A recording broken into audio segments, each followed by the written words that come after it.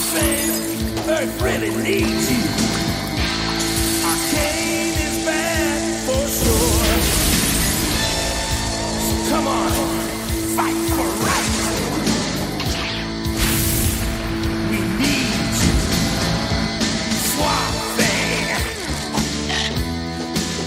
You are amazing. Feeling that Swamp Thing is from what? A cartoon? Cartoon from. Yeah, this is probably going to be of all our superheroes the most well-known superhero because he not only had 2 movies, one we're doing, he had 2 TV series. Whoa, okay. And a cartoon series. Apparently, Swamp Thing's got a recent TV series as well. Yeah, it lasted like a season. And we have done none of the research, I'm guessing? No, none of the research. I've heard it's good. I've heard from a person we know. Yeah, we both know him. We both heard it from the horse's mouth last week. And is he a good judge of character? I don't know. I don't know. Jury's still out on the Swamp Thing Yeah, show. we'll have to look into that. So I did not like the one that was from the 90s. I think it was on the USA Network. Mm-hmm. Didn't care for it. Costume a little better than this one? A little better, yeah. It looked like the costume than this one, but just like one of those things where like army guys who have like the, you know what, I don't know what they call it. Oh, but it's got like leaves and shit. Yeah, it's like that thrown on top of Swamp camo, if you will. Yeah. Whatever it's called. I know what you're talking about. Yeah. Now, what's infuriating me is that for some reason you gave us a cliffhanger last week, and you didn't even tell me off mic. You made me wait. Griff, the story's so great. I can't just blow it. Millhouse has already taken up laying in the closet for some reason. That's her new place to nap. And I've just been sitting in the closet, pulling my mustache out. I know there's something different about you. Yeah. Your mustache is gone. I'm all gone. It looks like I have alopecia. You have scabs on your upper lip from ripping them out. I've just been tearing out my hair, Mick Foley style, mankind. I've been talking to rats and shit. What is this story? I need it. Okay. All right, sit down. Sit down. Okay, I'm gonna tell you the story. I saw this movie when it came out in 1982. It was my eighth birthday. My sisters took me to the Pontiac Mall, which is no longer there. It doesn't exist anymore. It was a double feature, Griff. Swamp Thing and Clash of the Titans. Did not stay for Clash of the Titans. I said, I'm just watching Swamp Thing. And there's a lot of I swear this is not a Mandela effect. I saw this because there's a lot of controversy on the internet about this.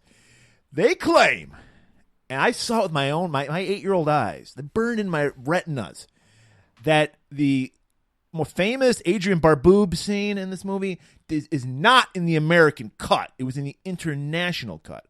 I saw it, and I highly doubt that they're going to just little Pontiac, Michigan's going to get the international cut for this movie. I remember clearly seeing Adrian Barbeau's boobs. I was mesmerized. That's why I was like, I can't stay for Clash of the Titans. I don't know what's going on. I don't know what I'm feeling. You were like, I got to find the closest bridge, get my butthole warmed up. Well, I don't know what that means. I didn't go that far. But I'm 8 years old, Griff. Come on. Hey, I'm not saying you knew what you're doing. You're just like, I got the sensation. My butthole feels like it needs a warming, and I don't know. When I'm like feeling it for women, I'm not like I got to have some up my butthole. I mean, that's it's all right, Murray. That's your thing. I mean, I'll let you have it. It's all right, Murray. You're just unexplored. I get it. You're right. I'm butthole warming naive. You're going off track here. What's going on? That's it. What do you mean that's it? That was the story. That's it. I told you it was gonna be a rambling story that served no purpose. That's what I teased last week. I never said it was great. You told me that this was going to be a life-changing anecdote. It changed from my your life. Lips. You did go under the bridge. Now you know. Don't believe what the fucking internet tells you, Griff. The tits were in the 1982 American cut. Oh, man, and what tits those were. They lingered on them. They lingered for like 4 minutes on her, Right. just in the swamp. Just great sets in this movie. Filthy swamp. Why would you be bathing? Great fucking sets in this movie. Yeah, everything. Swamps. Everything. It was so green. It was so beautiful. Loved all of it. Oh my god. I had to do so much research on that flower he picked because I was like The orchid?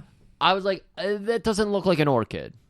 they're in the right. It didn't look like an orchid, but that's what they said it was. Yeah, it's in the right and place. I don't believe orchids are growing trees. Aren't they just their own plants? It wasn't growing off a tree; it was growing kind of on no, it. but when it gets hit with the ectoplasm, it turns into a tree. But we don't know what's in that ectoplasm, the ecto cooler. We don't know what that is. So, because it does like turn into a tree. And plus, orchids. I did when I was 8. I did drink antifreeze, thinking I could turn into Swamp Thing, and I just turned blind temporarily. That's all that happened. Turned blind. That's all that happened. Oh God, man! Tastes good though. That's why they say keep that away from like animals because they like to taste antifreeze. Now, Murray, I already appreciate this movie for many reasons. 90 minutes, I love that part. practical effects, Yeah, a little too practical, but multiple boobs. But that's where it stops. Multiple boobs. Lots of ashes shaking. Like, you saw this when you were 8. That's amazing. Yeah. And this is probably like a PG. It was a PG movie. Yeah. Amazing. You could see it. Well, because it wasn't. And this is how they got away with it. It's like, well, she's bathing. That's not sexual. Yeah. But what about the dancers? And also, I remember that too, the second pair of tits was not like hypersexual, but it was soft. Yeah. Well, that is we could handle this shit back then. We can't now for some reason. We walked you 8-year-old brains into an opium den and showed you live dancing. I had and probably seen boobs because remember it was like PG. Clash of Titans had some boob shots and a butt shot. In it. I like that you were like, I saw one pair. I don't want to stay for 2 pairs. I'd already seen Clash of Titans because Clash of Titans had been out like a year before. I was gonna say, wasn't that already out? Yeah, that's why it was like it was the B movie because Yeah. it had been around for a while. They had Wes Craven had his chance to put the first superhero dick on the big screen. And think about Swamp Thing's dick. He grows that little arm. He could have grown a little dick with a hand. A little baby arm. You could have grown like super... Holding an apple. He could have grew the dick to A be... little apple. Yeah. He could have grown the dick to be whatever anyone shape. wanted. Yeah. Yeah. Oh. And instead, we get nothing. Yeah.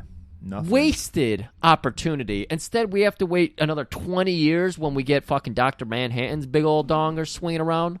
It's okay if it's colored. If it's a blue I would have dick, liked to have if been it's on the green discussions about it. You know there were discussions about that for Manhattan's dong, like the size, Oh, girth. Is he cut, uncut? You know, they Now were you- just like getting notes from fucking executives. Guys, if you're going to a theater in south of Detroit or wherever the fuck we are from Detroit right now, I can't west remember. of Detroit. If we're at the movie theater and you happen to be in the same theater, don't sit by me and Murray because we're whispering. We're experts, so we're always whispering back and forth to each other notes about the movie. Studying, We're studying, and if we saw Watchmen together, that's exactly what we would be doing. Is that the right size? Is that the right pulsation on that Would a dick? superhuman have a dick that big or that small? Exactly. What do you do? These are the real conversations, you know? This is why we can't see modern movies together because we just note them to death. Can't see them in fresh eyes. Yeah. So, speaking of notes, I hear you've done some fantastic research on this movie. Yes, I looked into this. My crack staff. I didn't look into it. I had our crack staff look into it, and they although they printed out the IMDb tribute for me, and I briefly glanced over it. Oh, nice. I read 3 of the topics. This almost killed Wes Craven's career. I'm pretty sure this movie bombed when it came out. I imagine it did. And then 2 years later, he came up with Nightmare on Elm Street, and then he's toast of the town. Really? No shit. Okay. I would have thought this was after Nightmare. No, this is 2 years before. I liked it better. All the I already talked about that. I enjoy a lot of this movie. God, 90 minutes. I didn't get exhausted. Yes, it moved really fast. Yeah. Unlike a certain movie that just came out. What? Superhero movie that just came out, Black Widow, that's probably clocking in at like 2.5 hours. At least. And then you got to stay for the end thing through the 10 minutes of fucking credits. I don't know how people enjoy a superhero movie for 2.5 Well, hours. everyone's in luck because I think all the movies we're doing are 90 minutes this month. So Yeah. And we're in luck because I don't want to sit through a 2.5 hours. I don't want to sit through a 2.5 hour movie. Star Ray Wise, who plays Alec Holland, the alter ego of Swamp Thing, he originally was going to be the Swamp Thing. Oh, and that then would have Dick been Durock, great. who's the stuntman, who wound up playing Swamp Thing. It was because the when they were in the costumes, they looked so different that they was like it would look fucked up on camera. So they were like, we got it. Yeah, we got to keep them. You know, so Ray Wise did do some scenes, but they just cut him as Swamp Thing. I'm kind of surprised because there's only a few scenes where he's actually like in focus and everything. There's a lot of him just like traversing the swamp. Yeah, there's a lot of him staring into the camera for some reason. Yeah, from a distance, and they could have had him do a couple lines. You know, they could have had him shriek out. I recognize that wasn't Ray Wise's shriek, but fuck, Ray Wise looking good in this movie. When he turned to face the camera that first time, I was like, oh boy, I just got hot. Ray Wise, beautiful man. I didn't realize that his path, his road to redemption began in the early 80s, though, because he's this super scientist, Alec Holland. Alec Holland? Alec Holland. I should know this. I'm a big Swamp Thing fan. I have a huge collection. And we will say this movie came out before Alan Moore took over. So this is based on the classic Bernie Wrightson and Len Wein take on, loosely based. There's some like Adrian Barbeau's character was a man in the comics. I think his name was Matt Cable in the comics. Oh, because there is a woman I think named Alice Cable. No, there's Abigail Arcane. Okay. Who's his girlfriend, who is the niece of Anton Arcane, the villain of our movie. Interesting. I don't even remember this much of it. Like, Alan Moore's the main run that I've read, but I have like the Len Wein. Yeah. I have like a big bulk of that because I got it at Back to the Past early in their auction days. But my God, those Alan Moores are so fucking trippy. He's like going back in time through the swamps. It's fucking psychedelic and great. That shit's so good. But yeah, where were we going with that? I don't remember. We were just this is the fun comics to talk about. I don't want to talk about modern comics, so we don't have to. All I know is if they got this movie today, we wouldn't have practical effects. We'd have a horrible green screen. He'd be bashing cars, exploding everything. We wouldn't have Jude. And if we did, we'd get an hour's worth of backstory on him. He works as such a great character because you get like 10 minutes. I never understood what he said. I love him. Jude is the best. At a gas station in the middle of the swamp. Yeah, that didn't have pumps. Yeah, I guess the Cajuns, when they need their gasoline. Petrol. Yeah. They come to Jude. I could have swore I saw Chance Bardot ride on a horseback by him. You did. Yeah. There's so many Louisiana things we'll point out in this movie, everybody. I was happy to see. I think this is our first David Hess movie. And if you're a fan of Wes Craven, of course, you know he's the main creep from Last House on the Left. And he was, to me, he's the finest creep of all time. If you need a rapist, you need a greasy rapist, you call up David Hess. So he made a career. That's all he ever played, Griff, were creeps. Do you think he took tips off Jeff Goldblum in Death Wish, or did Jeff Goldblum take? I think David Hess is just a creature unto himself. I think he just reached inside his inner workings and pulls it out. I wish people would help us with this because we were trying, and I don't watch enough modern media at all. Who's our modern David Hess? Who's that creep? Who's in movies just popping up? People aren't allowed to be creeps now because it's like we have to, even with like the Marvel movies we're talking about, every villain's got to have some tragic backstory, so we have to sympathize with them. Yeah. Like, there are psychopaths in the world, people. Yeah. And we're seeing more of them every day. Maybe that's why they can't have them in movies, because we need an escape from the real world where we have the creeps it's like right out fucking there. Hannibal Lecter. Like, when he came out, he was just this creep, and it's like, no, we need to do a backstory movie. Explain why he's a cannibal. Oh, which one was that? I don't know. I think it was just called Hannibal. I think it was called. Now he's got a whole fucking TV show now too. Well, what he did it's been canceled. It's already canceled. Yeah, it was on a few years ago. People just try to do something new, even if it doesn't work. Just throw shit at the wall. Baywatch Nights got 2 seasons. And it only got good in the second season. And it only you need to let it breathe and everything. Like, if they had just cut the. Sorry, I'm going to go off on a Baywatch Nights rant. If they had just cut the cord off the first season, I'm sure the first season sucked because we're never going to watch it. No. But then it was like, Hoff was like, how about paranormal investigations? And then we got 22 brilliant episodes. Yeah, and we've got, of course, we're going to have 22 brilliant tippy taps because of that. Yeah, that's another. We got Japanese Spider-Man and Baywatch Nights that were like, we got to finish both these. Well, the second season of one and the whole series of the other. We're binging at a snail's pace. Oh, we're the slowest. It's going to take 20 years to this do is it. How, you know me, though. This is how I like to binge things. 3-year span of binging. Yeah. Snailing is my phrasing there. We have gone on for forever now. We haven't done this in a while. We have not done this in a while. All I can say is I fucking love this. I'm so happy about this movie. Clean 90 minutes, very easy. I think it was 88 to be technical. Whoo, boy. So let's just get into it. Let's bite into a big old greasy, wet, sloppy munch of I don't know where I'm going with this. Swamp Thing.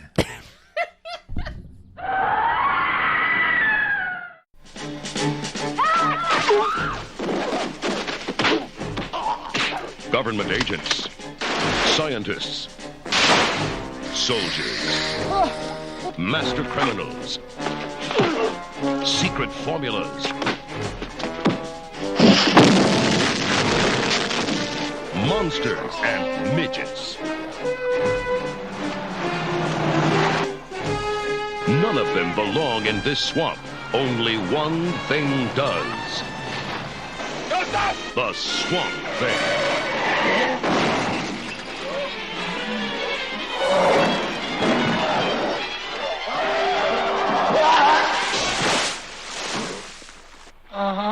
Here comes trouble. The Swamp Thing. There goes the neighborhood.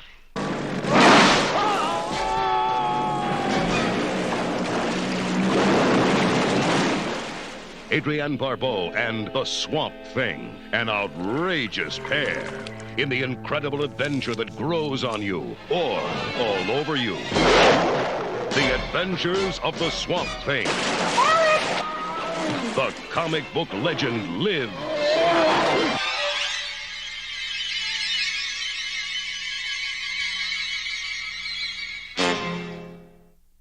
Not long ago, in the unexplored reaches of an unmapped swamp, the creative genius of one man collided with another's evil dream, and a monster was born. Too powerful to be destroyed, too intelligent to be captured. This being still pursues its savage dream. And we're just scanning those beautiful fucking What's a savage swamps. dream? I don't even understand that intro. Yeah, I don't know what a savage... To become human again? He kind of was cool with it. He was like, he went with the flow. He's like, yeah, I'm a swamp creature now. I remember in some of it I've read where it's like he did want to figure out how to be human again, but in the Alan Moore shit, he was just Well, in the Alan Moore shit, he realized he's not Alec Holland. Yeah. He's an Earth Elemental. Yes, exactly. And he just he does his eat, pray, love at that moment, and he just figures out how far he can go into like everything. That's when he figured out he could grow a swamp dick. That was a great Alan Moore issue. I haven't got to that one yet. I'm excited. It was just about swamp dick. I can't wait to get to that one because I'm doing that at a snail pace. I'm on 18 years of reading that. Yeah, still haven't finished it. But my God, I love all the sets of this movie. I love everything shot in the swamp and everything. You got all the fucking rundown shit. It's sad, but at the same time, it's fucking cool for this movie. Appreciate that way more. I expect the Swamp Thing to be in a swamp. Yeah, exactly. And they actually did it instead of filming it in some weird studio. So as we're scanning all the swamps, we got to go to the air where Alice is flying in. She's being choppered in. We're still confused on what her occupation is. Tech something. I was thinking reporter for some reason. That's what I remembered it as. But no, she's some kind of government agent. Is she government agent of some sort? Maybe. But yeah, it had to be government related because he was on a government contract. She was replacing a guy who's working there before. Who got chomped up by alligator. Alligator? Yeah. So she's coming in to fill it in, and she's going to be... There's security cameras and I don't know. She's like part of security detail. I don't know. It's so weird. Well, I don't know because also they're pulling him out, so I don't know why she's even coming. Because the whole point is they're like cutting the cord on this. Oh, were they? Yeah, they were pulling Alec out because he insisted he had to be in the swamp because he's a method scientist. Yes, I love this about Alec. Yeah. I'm a method scientist. I need to be here where life is. And, hey, I agree with him. I like this. So as we see the chopper, we cut down, and then we see comes from behind a tree. Greasy as fuck. David has got a stogie in his mouth. And? Got the bandana. Not a shoestring. Don't confuse him for Steve James. This is a thick old bandana. Got a little fucking mini Nang chin, his hair pulled Oh back. boy, Creep vibes 11. I didn't understand who David Hess was. So I didn't get this at all. I was You like, got to watch Last House on the Left. now. yeah, now I do. I was just like, that man is a fucking creep. So there you go, with fresh 34-year-old eyes. I saw Wes that Craven man. knows a creep when he sees it. That's why he worked with him so much. If only we had more Wes Cravens today. And we see all these mercenaries just in camo, just skulking in the swamp. Like, they're up to no good, man. Oh man, did I have told you everybody about this? Because I saw, man, we were talking about the swamp disguise, the camo that they wear and everything. I saw a man at that weird anarchy house where, they do a yearly show, climb the rafters of like a 35-foot ceiling and just fall and land half on the stage and half on the ground. And he got right back up. So I guess wrestling is fake after all. But I'm sorry. I was just reminded of that because of these swamp people. And, so obviously since we're in the thick swamp, it's all watered up and everything. Right. It's all watered up. Watered up. Yeah, it's a technical term for it. It's the technical term. I'm using Yeah, science they terms actually, here. they like land in the swamp, like in the water. I thought the helicopter would get stuck in the mud from that shit. They're like, fuck it, who cares? Yeah, who cares? We'll get out. Chopper speeds. And then we see Cable, Alice, because I call her Cable because I respect her. Like, it's like, you call a man by his last name. I'm going to call her by her last name. Is it also... That's true. That is the only... Not to be confused with Josh Brolin's character of Cable from Deadpool 2. Yeah, I know. I was She thinking did that. not have a cybernetic arm. Yeah. I would. It's interesting because that is the only privilege they give her. Everybody else, like, they said a fucking woman? And Right. That's the first thing that someone says they get on there. They're like, a fucking broad? Yeah. And she rolls her eyes like, I hear this all the fucking time. The interesting thing is that it doesn't seem like they told her where she was going because she dressed like she was going to be in an office. Yeah. She's got, like, The skirts dress, and, heels. like, nice things. And she's, like, fucking slogging it through swamps when she gets in here. Anyways. So... They get in a boat, take him to this hidden location, the secret lab. It's a dilapidated, like, swamp house. Come on, man. That's a course where you want to do science. But there's more than meets the eye, as the Transformers would say, because there's a secret lab underneath. Do the Transformers actually say that? The song does, the theme song. I The don't theme think song does, yeah. And we meet Ritter, the sassy Australian. Who the fuck brought this broad here? What the fuck? People complain about my accents, but great. I gotta say, I went back and listened to Pooh Man. I didn't hear Griff at all. I heard Donald Pleasant sitting next to us. I heard Tony More like Fard. not so pleasant. Okay. So leave the accents to me, and somebody else agrees with me. So we meet Ritter. He's the head of security. He's on edge. Yeah, because he just lost a man to an alligator. We've been talking about people being on edge from, cliffhangers and stories. So Ritter's got a patchy little mustache because he's pulling all of his hairs out, just going insane, trying to He's keep got a everybody Crocodile secure. Dundee hat with the fucking hat brim with the alligator teeth on. And he's beautiful. talking about a knife. This is a knife. That's a knife. That's not a knife. This is. He's just got knives all over the place. It's beautiful. And they're getting ready to pull out. That's why I didn't understand why Cable was there, because they're getting ready to pull out. Because Yeah, and they're like, wait till Holland hears about this. He's going to flip. There's Because so much I miss when I'm doing my notes, and this is one of the things. You think I would catch these details? I did not realize many they're trying to details. pull out. Well, dude, how about fucking? Did you notice Professor Glastonbury in the background of that? I mean, there's so many details. It was a Where's Waldo of Avenging Force. We've been talking, and again, we got the whole Marvel comic book universe. We've been talking about the golan-globus universe. Cinematic universe, yeah. Here we go again. We're back into the golan-globus John P. cinematic Ryan, universe. if you look, he's wearing camos. It's hard to see. Him and his goons, and his mask, of course. He's got his luchador mask. And he's smoking Yep. a pipe. And you're like, he's hunting somebody. Oh, yeah. You can see all of his guys up in the trees, and they're looking. They weren't trying to hunt a Swamp Thing, though, so that's why Swamp Thing got away. Right. Because, they find him early on. They think man is the most dangerous game, not Swamp Man. And so we also see that there's a lot of other guys who are dressed in casual wear in the swamp. Yes. But But they like a button-down shirt. I It's like know. and some slacks. And then we cut to one guy who's Nobody on has galoshes on or wait. I'd have a waiters nothing. on, dude. Waiters, something. Yeah. And we cut to one guy who's he's just like kind of out on his own, and he's got his own little boat, and he's just kind of going along. It's so peaceful, it's so pleasant. I love all these sets. And he's just relaxing, and he's like, okay, casual clothes. He's wearing like the nice. He's got his New Balances on. He is a dad after all. So Dockers, New Balance, kind of like Puma Man. And he's just minding his own business. Well, he's guarding. His job is to be a guard. Yeah, and he's got binoculars because why not? And Because Sector 3 went out, I think is why he was going to check on Sector 3. It's correct. And he's got his name badge because in case he runs into not employees in the middle of the swamp, But question. if he had Puma senses, he'd know danger's coming. Yeah, because he bumps right into our villain henchman, Ferret, played by David Hess, and Bruno, fat bald guy. And lo and behold, Ferret, he's got a snake in his pants, Griff, and he ain't happy to see this guard. Too bad Swamp Thing didn't have a snake he doesn't have pants. Okay. He literally pulls a snake out of his pants, like a fucking, I'm going to say a copperhead, because that's a swamp. It's very Kill Bill of you. Swamp snake. And he starts like making it bite this guy in the face. Yeah. I'm like, what the fuck? Vicious. Well, yeah, you're fucking pretty badass. You keep a poisonous snake in your pants. We're both agreeing.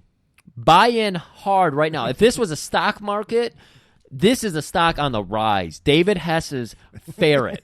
Yes. So buy, guys. We're going Jim Cramer here. Buy. So I like they hit him with a snake and they let him go. Yeah. That was weird. Well, like Pooh Man, we got to make it look like an accident. What? Donald Pleasance, what were you doing here? Oh, my God, yeah. Did you just put that in with like, I did. editing? I just used my editing skills to put that in there. So, Alice, we see that only Alice, Charlie, who's her boss, and the Holland brother and sister have their fingerprints encoded into this security thing, so only they can open it. Oh, okay. So they go in this. You're like, how are they going to have a lab in this dilapidated house? Oh, no, au contraire, mon frere. It's up underground. They dug a whole fucking lab underground for this shit in the middle of the fucking swamp. I'm stuck on au contraire, mon frere. What the fuck does that mean? It means on the contrary, my brother. Oh, really? Mon frere? Yeah, it means my brother. Oh, okay. I like Frere it. Jacques. You know that song, Brother Jacques. I know that, but I've never seen the spelling of it, so I'm like, have I just been mumbling words this whole time? So they go into the lab. This is where we take it from here, Griff. We go into the lab, and Alice is kind of going around. She's pulling a Griff. She's flipping through all the notes. They're out in the open. She's like, this is a living room of the lab. I can touch. I can do whatever I want. She's fucking with slides. I wouldn't go that far. Yeah. I see science is afoot, and I stay back. What is this, Zargtha hair? No, it's not.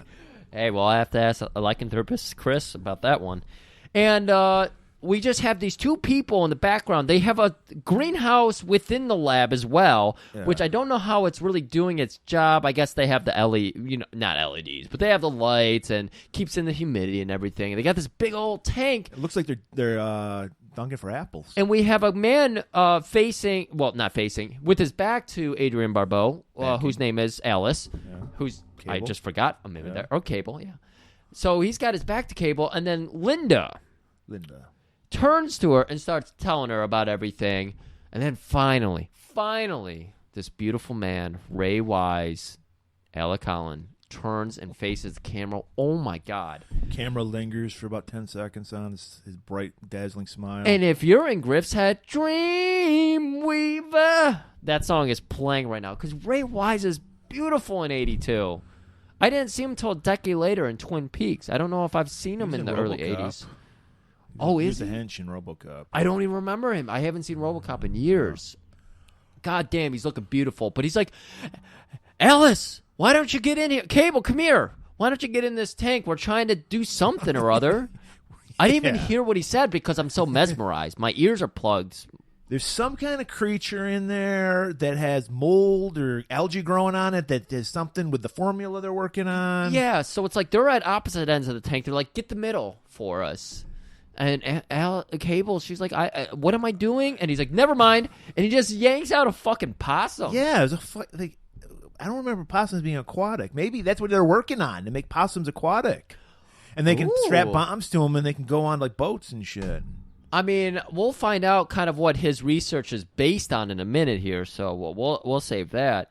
But Alice part of her job is to go check out Sector 3. Right. And so she noticed when she was coming in that Sector 3 was something's wonky. Yeah, the light was going off. The light was blinking. Right. It's going on. Ritter doesn't notice that. He's too busy talking about his knives all the time. It's like, dude, do your job. Yeah, do your job. Pay attention to the blinking lights. He was just like, I don't care about that. Perfect. And then, so Alec, he's just like you said, God's creation. He starts doing that spiel on her. Yeah, he takes Alice out. He's like, well, I can't think of a better time to go out to the swamp than now. Shouldn't we bring a guard? We don't need a guard. What are you? This is interesting. The most dangerous thing, very different from his Road to Revenge character. Wait, Road to Revenge? Redemption. Redemption. Road to Revenge sounds good. like John DeHart. Yes, it does. Oh, yeah, it is. But no, he takes her out on the boat, and he's like telling her the most dangerous people They're here. not on a boat. They're walking through the swamps. Well, they eventually walk, but he's taking her through on a boat at first. But he's like, the most dangerous people here are the idiots with the guns. Like, we'll be safe out in the swamp, no problem. And he puts on his dad's sweater. And then she was like, well, what about that fucking guy I'm replacing? The guy attacked by an alligator. He's like, he's just following his nature. What are you giving the alligator shit for? Yeah, there is no danger. It's just the alligator doing its thing. Yeah. It's like, wait, what? Yeah. Like, that's still a threat. Yeah. We're still in the swamp. We're in its territory. There's tons of shit, poisonous snakes and all this shit. The swamp's dangerous. Is Gator out at this point? The Burt Reynolds movie? Yeah. Yeah, it's been out. So, come on. Adrienne Barbeau's pulling from that. Is that who she was married to? Who's she married to? She was married to John Carpenter. Carpenter. You've told me this 5 times. Maggie from Escape from New York. Yeah. And so Alec takes her on the boat, and then he sees a beautiful flower in the distance, and he runs over, and just like you were talking about the top half, it's like kind of formed on a tree a little bit, and it's very interesting, but it doesn't look like an orchid at all. There's definitely 100+ species of orchids in North America. We're not experts on orchids. Pretty much in the South, but those flowers look too regular. Orchids are irregular flowers. And this one looked too regular. Okay. Yeah. Too regular. I've been researching this flower for the last few days here. Wow. I couldn't find any flower that matched this flower. Either in the swamp. way, he knows that's the baller move. Give a lady some flowers. Oh yeah, and he's It wasn't quite Shakespeare. He's not that kind of guy. He's a science nerd. Yeah. If he maybe knew John DeHart, he would have quoted some Hamlet at her. Shit, they would have fucked in the swamp. Oh yeah. Well, you gotta admit, this movie takes place over 2-3 days. 2 or 3 days. days. They're soulmates by the end of it. So it worked. Whatever he's doing. What he's doing here definitely does work, and she's feeling it, but she respects boundaries because what does he hit him with? This is when he starts telling her about and me and Murray tell this to everybody because we have such an eye for detail. That's why we're such great investigative reporters. Right. Is that he's telling her, now most people see this and they just see bugs. And, of course, she was complaining about bugs on the ride over here. He's like, people see the swamp, they see bugs, they see awful sunlight, they feel the humidity. Their finger, Griff. There we go. You don't see the heavenly glory. There we go. All around the swamps. And he starts going into, but if you look, you see all the beauty, all the things that can only grow in these territories. If you put a parking lot here, these orchids can't grow anymore. And she's like, well, it is a good place for a Walmart right here. This would be and then right across the street, you could put in the GNC supplement store next to a TCBY. And then a GameStop next door. That would be great. You got to have your GameStop. You got to have your GameStop. I got stock in GameStop. I hear you got that stock? Yeah. Oh, boy. I got it on the ground floor. And then he comes back over and he starts telling her about all the heavenly beauty of the body and God created us the most perfect specimens. And this is where it's like, shit, Ray Wise was hitting us with that religion early on, even though he's a scientist. You better keep your eyes open, too. For what? Or one of these just might jump out and do you in. No, there's over 100 species of Denisorchia here. So much beauty in the swamps if you just open up your eyes to it. I mean, take a look into your own body, one of God's most magnificent creations, and what do you see? Straight lines and deodorant and chrome and formica? No. You see blood and bone, pump and flow and a million messy miracles. I mean, just look at the most creative thing a man and a woman can do together, and you see something growing, unpredictable, magical, hot. Just save the malarkey for your wife, Holland. That's the best biological blackmail I've ever heard. Not to say scientists can't be Christian scientists. Christians. Yeah. Oh. Yeah. So, but he's giving her his rap, and then they see it's this. The sensor is just a camouflage ball on a stick. Yeah.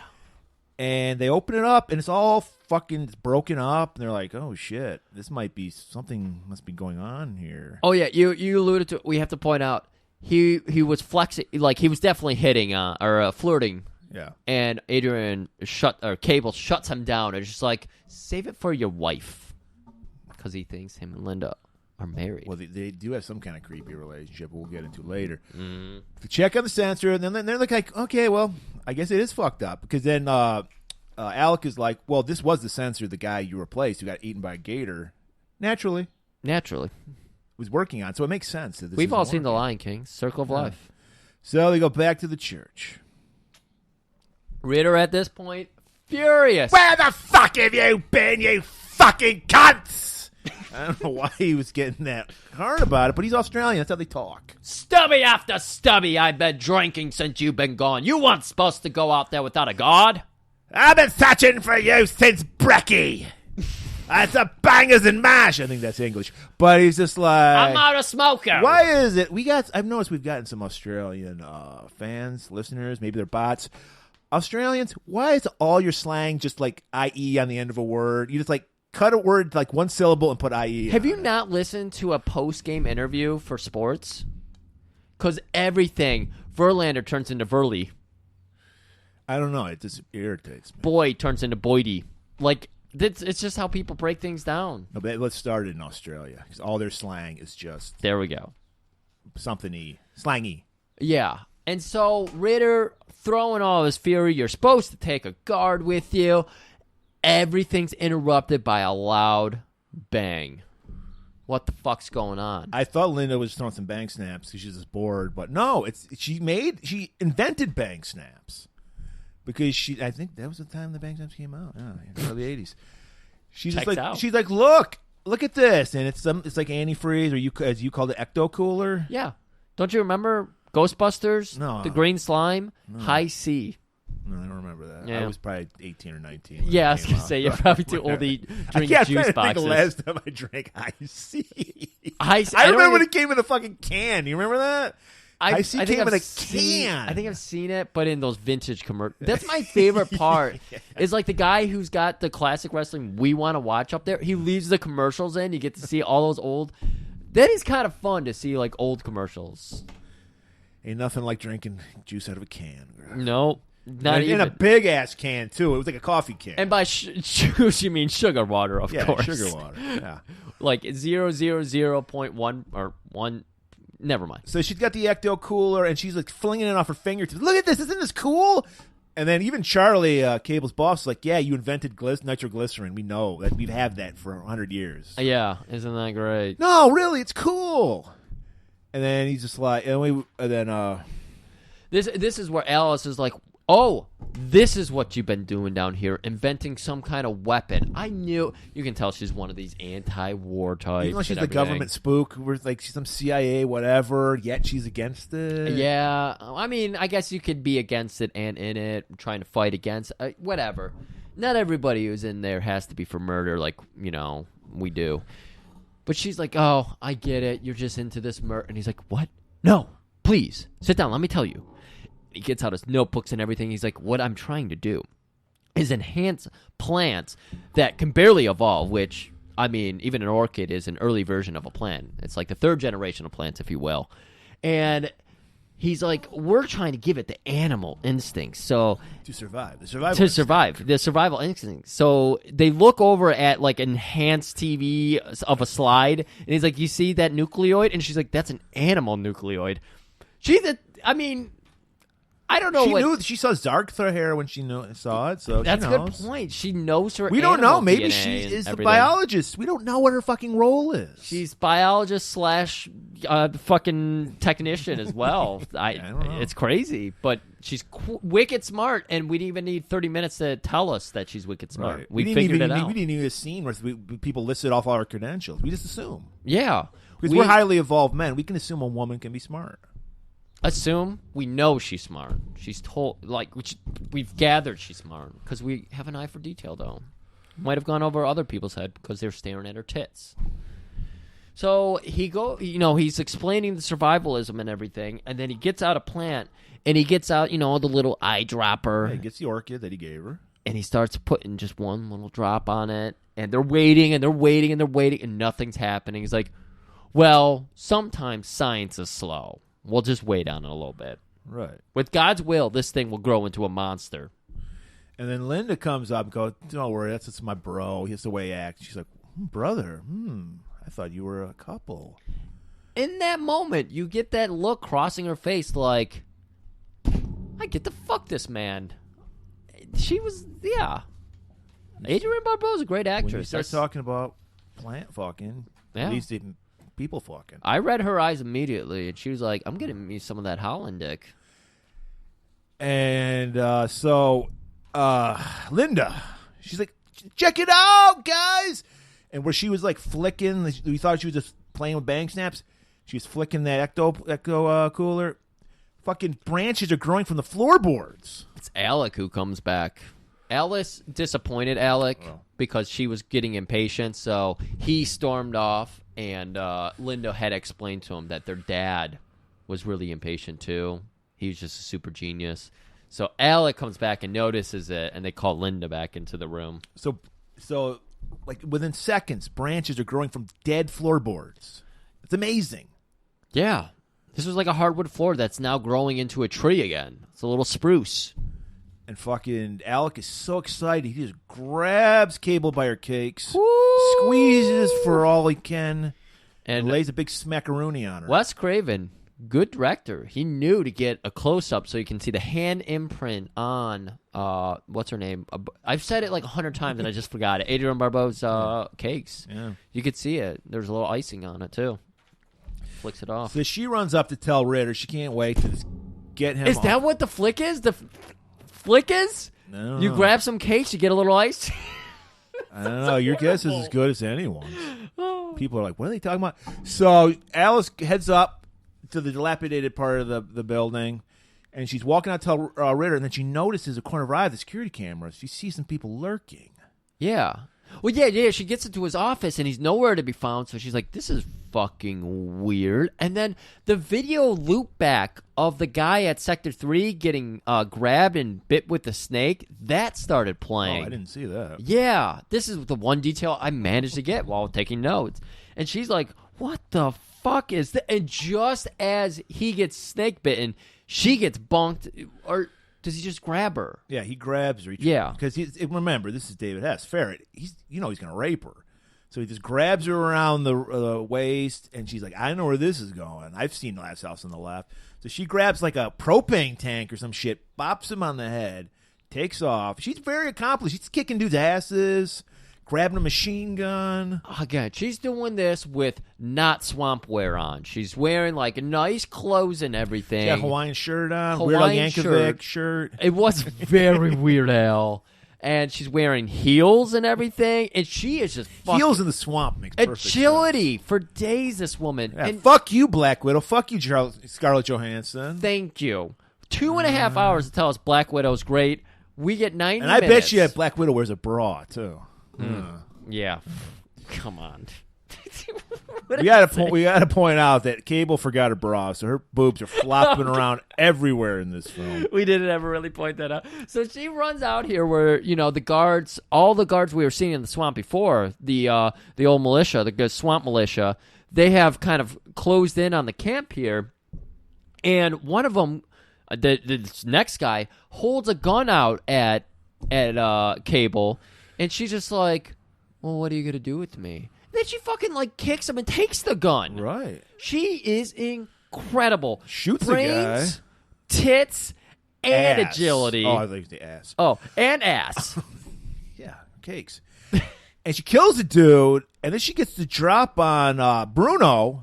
But our buddy Ferret, he's a rapist. He knows how to lurk. Yeah. So he's just in the shadows, and he comes out, puts a gun to her back, and then she's like, all right, you got me. So they take him back to the lab, and they're like, what's going on here? Where's Ritter at? And Ritter comes in. Yeah. He's like, hey, fucking gut bitch motherfucker. And then we're like, what's going on? He's working with these guys? Alec is like, there's no way that my friend Ritter would be working with them. There seems to be no friendship between them at all. There's no way my friend Ritter would be working for these guys. What is going on here, Ritter? Please tell me you're going to save us. Au contraire, mon frère, because Arcane is French in real life. Whips off the fucking mask.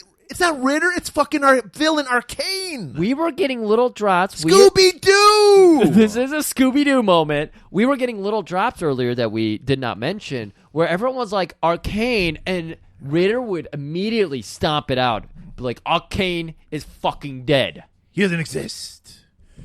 Yeah, He's because he's a rival scientist. Yeah. We assume. I don't know. We're kind of murky about what the fuck Arcane does. I know what Arcane was. He was part of the Spartan Squad. I just assumed he's another one of those guys that wants to go to space, like every other douchebag rich guy. Oh, yeah. So I thought he was just maybe that's what he thought they were working on, a rocket fuel. Based on his security clearance and everything, I thought he was in the Spartan Squad because we all know 3 months. Well, he is a master. 3 years? Was it 3 years? I forget how long it is. We gotta look. We do so much research, we forget about our old research. I can't remember how long it is, and then you're just off the files. Arcane's off files. So yeah, it's not Ritter. It's Arcane. And Linda immediately fucking drops an elbow on a guy and sprints out the front door and gets shot for it. Right in the back by Arcane. Yeah. Oh, it was Arcane. Yeah. It's cold-blooded. Hey, shot from the hip. That's good accuracy. So I'm just saying. And then Ray Wise giving an Oscar-winning performance. The grief of this man. Ah! Oh, man, and Arcane just busts in with his nice little Nietzsche promo here. Yeah, you got to do that. What is best for you is not to be born, not to be nothing. But the second best for you is to die soon. Nietzsche. So as if we weren't already just like tasting the pure evil in the room right here. It's just, it's Taste of Arcane. the taste of Arcane. He's like, all right, I'm going to take your notebooks. I'm taking that ecto cooler. It's like, you're not taking the ecto cooler. And Alec grabs the beaker full of it. And he gets like pushed out of the way. Yeah, one guy grabs him after he has it, and he's holding it out like a hot bowl of soup, and he's trying to scurry away, and he ends up fumbling it, and it goes everywhere, and apparently Explodes on him. it coats him. Yeah. And this is interesting, because we're going to be getting into the effects of ecto-cooler on human flesh, which apparently you put Exterior flesh. You drink it, Exterior. it's different. Yeah, if you got a little moisture going on. Right. Saliva is the neutralizer. Yeah, it is the neutralizer. You're A-okay. If they spat on him, he would have won right. If you ever dripped that shit on your skin, it would go right through it. But in this whole scuffle, Cable gets knocked out, and she's just in the corner. I thought she was alive because it looked like at one moment she looks over, it's like, oh shit, and like pulled a notebook under her. Yeah.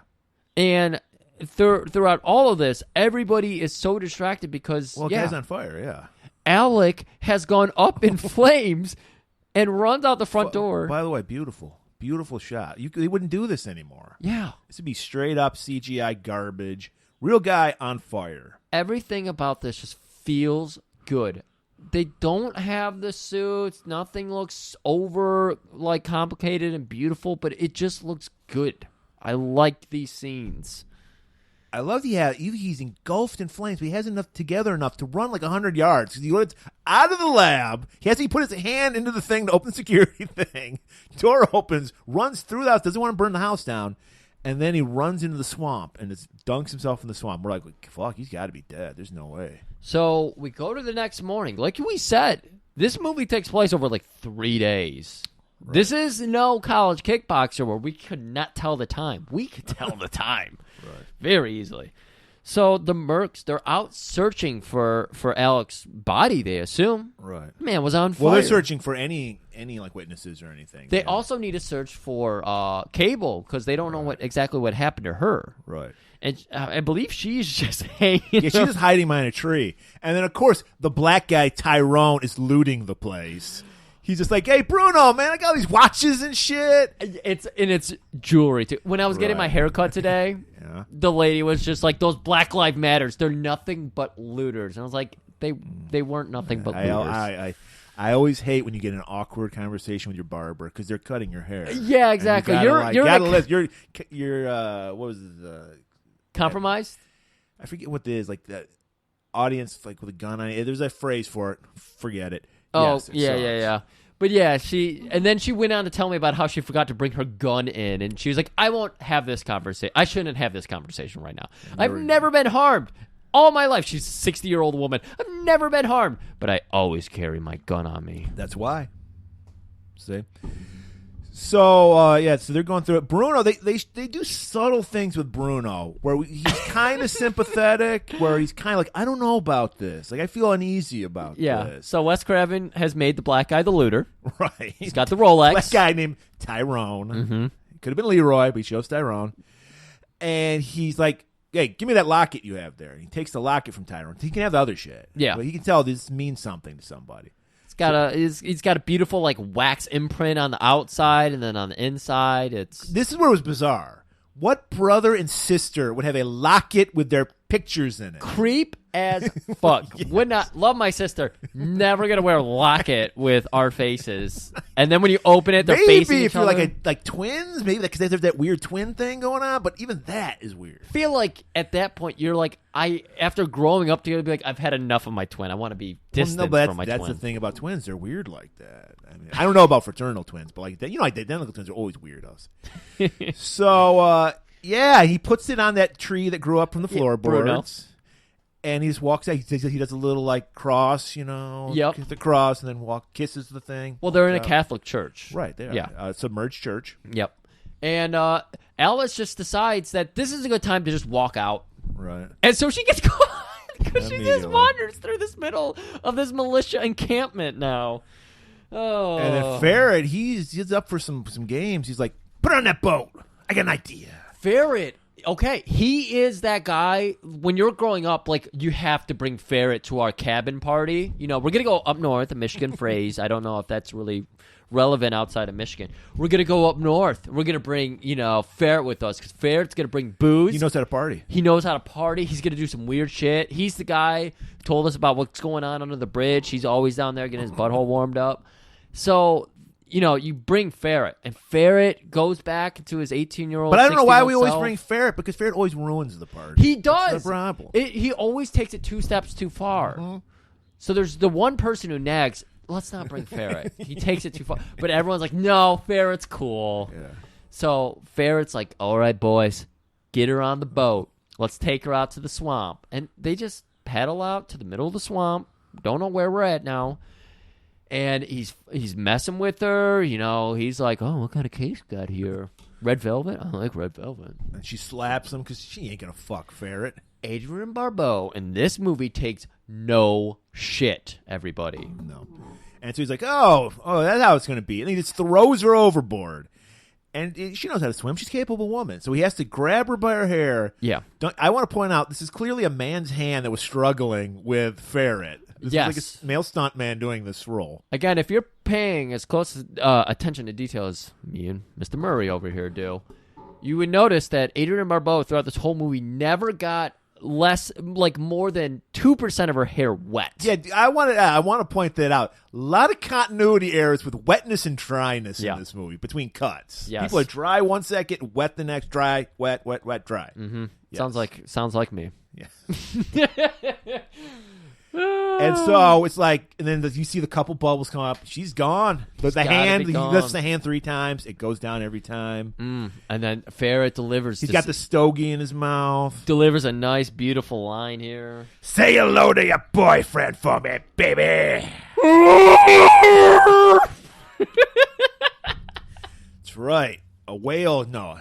Swamp Thing jumps up and grabs Ferret by his fro, pulls him into the water, and then just fucking flips the boat over. Yeah. And he's just going full feral. We're like, is this Alec, or is this another creature? Because he can't talk. He's just doing those noises that Griff Also, was it's making. green.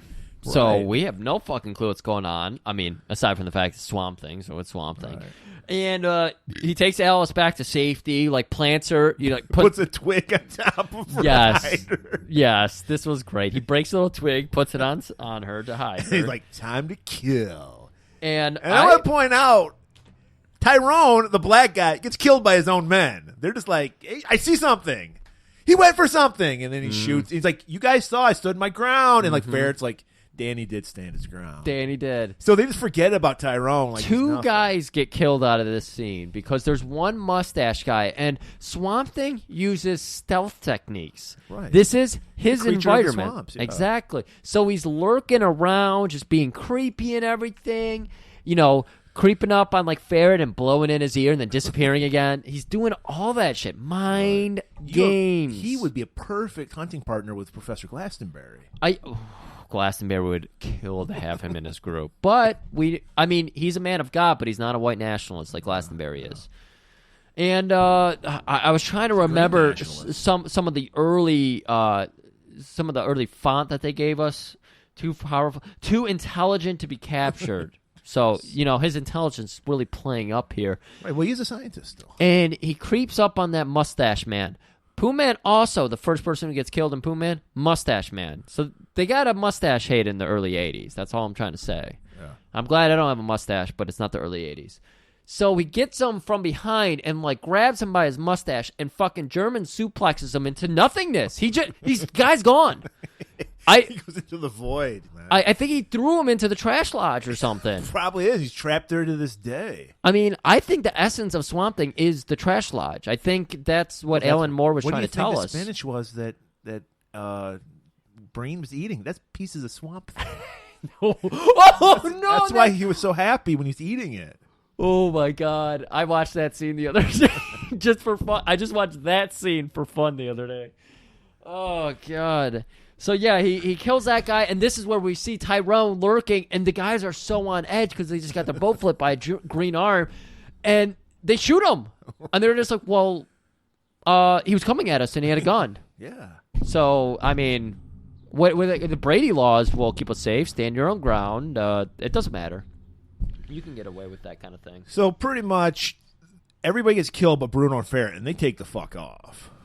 So, we cut to Arcane's lavish mansion he has in the middle of the swamp. Beautiful. Right across the street from Go Glastonbury. figure. Now, the question is, did he have... We know that he was Ritter, so he knew about the secret lab. Do you think he had a mansion built next to the secret lab just so he could just be there? Was it just coincidence that his mansion happens to be next to the swamp? This is interesting because the movie tells us in an unmapped location... And yet Ritter... has a gas station and a mansion. And Ritter lives roads. there. And roads. Ritter lives right there. There's civilization everywhere. But yeah, it's like, this is an unmapped... They're so deep. No humans ever touched this shit. Oh, but they're in a fucking church. What do you mean no humans touched this shit? And... Arcane, he's like looking through the journals he has. He has a woman he's clearly grooming because she is just idolizing him. Maybe it's a child bride. She's just like, oh, Mr. Arcane, you're just such a genius. Like, well, of course I am, my dear. And he's flicking through. Like, I would have done better than that. And, I did see that he finishes. He was doing 2 Sudoku puzzles at the same time with a left and the right. He was splitting his brain in half to do both of them at the same time. It was kind of fascinating. I didn't get to see... I didn't have the Laserdisc version. I'm sure in the Laserdisc version you could zoom in and see if he was actually doing the Sudoku correctly. And then he quoted a little Hamlet to her, and then he's like, talent, my dear, does only what it can. Genius does what it must. Is master of man power absolute? And that's when... She's swooning. She's like, oh, my God, this guy... And she walks out of the room, and she gives him that big old wiggle wag of the rear end, the one he likes, where she really, gestates with her hips. And he's into that, but then he goes back... Gestates with her hips? What's gestate? Gestate's like pregnancy type. Yeah, you're right. Gestures. They're too close together. He's about to knock her up. Yeah. Well, maybe he's not. Maybe he's incompetent. Wait, incompetent? No, impotent. God damn, our words are too close together to everything. But he starts flipping those, and he's like, whoa, stop right there. This book seems to be ending on a cliffhanger, a Tim Murray cliffhanger right here. It says I got the story about this time I went to see a movie, ... 3 ellipses. I know what that means. Can't wait to see that movie tomorrow. And I want to know, where's the 7th book? $6, only $6. It's the George R.R. Martin situation. Oh, He's like, shit. I gotta have this book. How long have we been waiting now? Like 10 years at least. Is it 10? Yeah. Oh my god. I don't even know. I got into it late, so I don't even know how long the real wait's been, but whoo shit. And now he's working on a video game? Because he knows he has no good ending for it, so he's just like, I'm just gonna die. Well, he's still got 2 books to end it, so this next book can be great, and then in the last book he can. He had a great test run with the show because everyone shit on it, so he's like, okay, well, I'm not gonna end it that way now. I thought that's when the other guys took over completely. They did, but they were using. He was advising. It wasn't like they were doing their own thing. Right. But that's when it got bad. Was when they ran out of source material. You still think he was doing the formatting? Yeah, he was. Okay.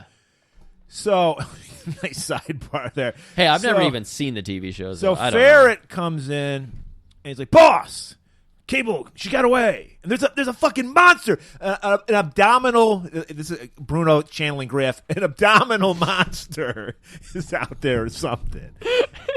And he's like, "What are you talking about? It sounds so strange." I love the nice. I don't know, what do they call it? The where they change the scenes and they do the, what's that phrase for that? Waterfall effects? I don't know. There's a term for it because Star Wars does it all the time too. But theirs is kind of, it looks like slime's like going down the screen and then it goes into another scene. Yeah, and we're transitioning into Alice, what she's up to now because they just built it up. Where's Cable? Scooby-Doo transition. Here's Cable. She's wandering through the swampland. With the notebook. Happens to find... Yep, with the notebook. Happens to stumble on a phone booth in the middle of the swamp. Yes. No human civilization within miles. Well, it makes sense why the phone doesn't work. It's not attached to anything. Because there's no yeah. telephone lines in the middle of the swamp. Right. You can't look up and see energy poles and everything. So clearly, man came in and buried these lines, which sounds like a terrible idea, in swamplands to bury power lines. Well, technically, phone lines aren't power. No, they do have a third line that does power. Anyway, so the payphone doesn't work, so she goes into this gas station that has no gas pumps. She walks up to the gas station because the gas attendant is sitting outside just staring at this crazy white broad with no bra on. It's a black version of the kid from Deliverance with gigantic glasses. Kid is so fucking good. We would never get a character like this. This is what I was breaking according into to my early. IMDb, he was just a local kid that they hired just because they could somehow get around like SAG rules about kid actors because it was a local kid. I'm pretty sure this guy came out because this obviously is his acting career. Yeah, I'm pretty sure he came out and did like a mini documentary by like he self-made it or something, and I really want to watch it. I forget. I thought I came across it. I didn't pull at that string far enough. It was late. I was tired. I wanted to go to bed. I started working. I gotta, get my sleep in.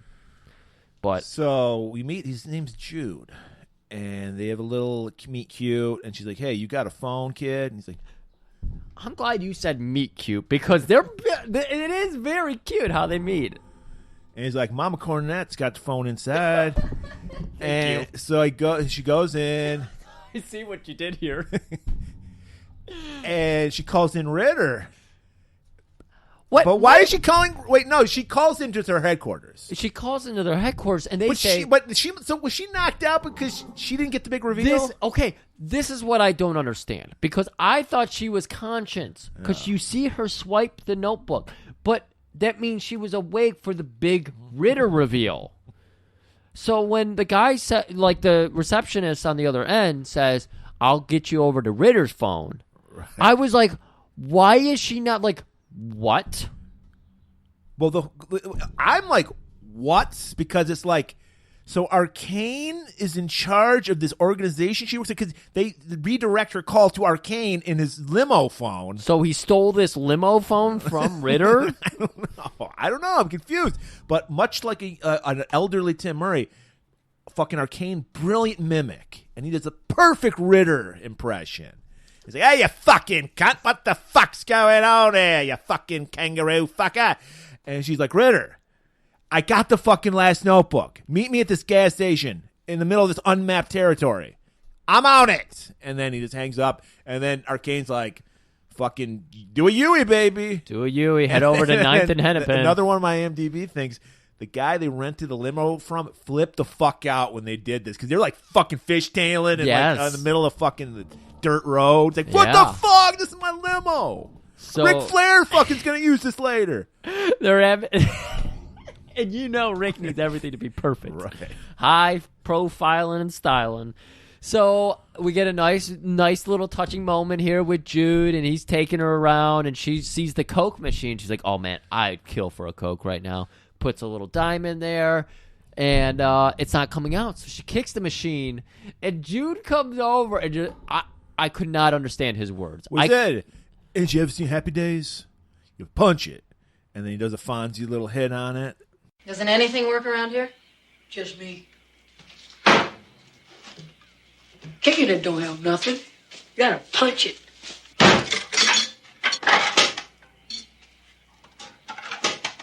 Thanks. Nothing. Name's Jude.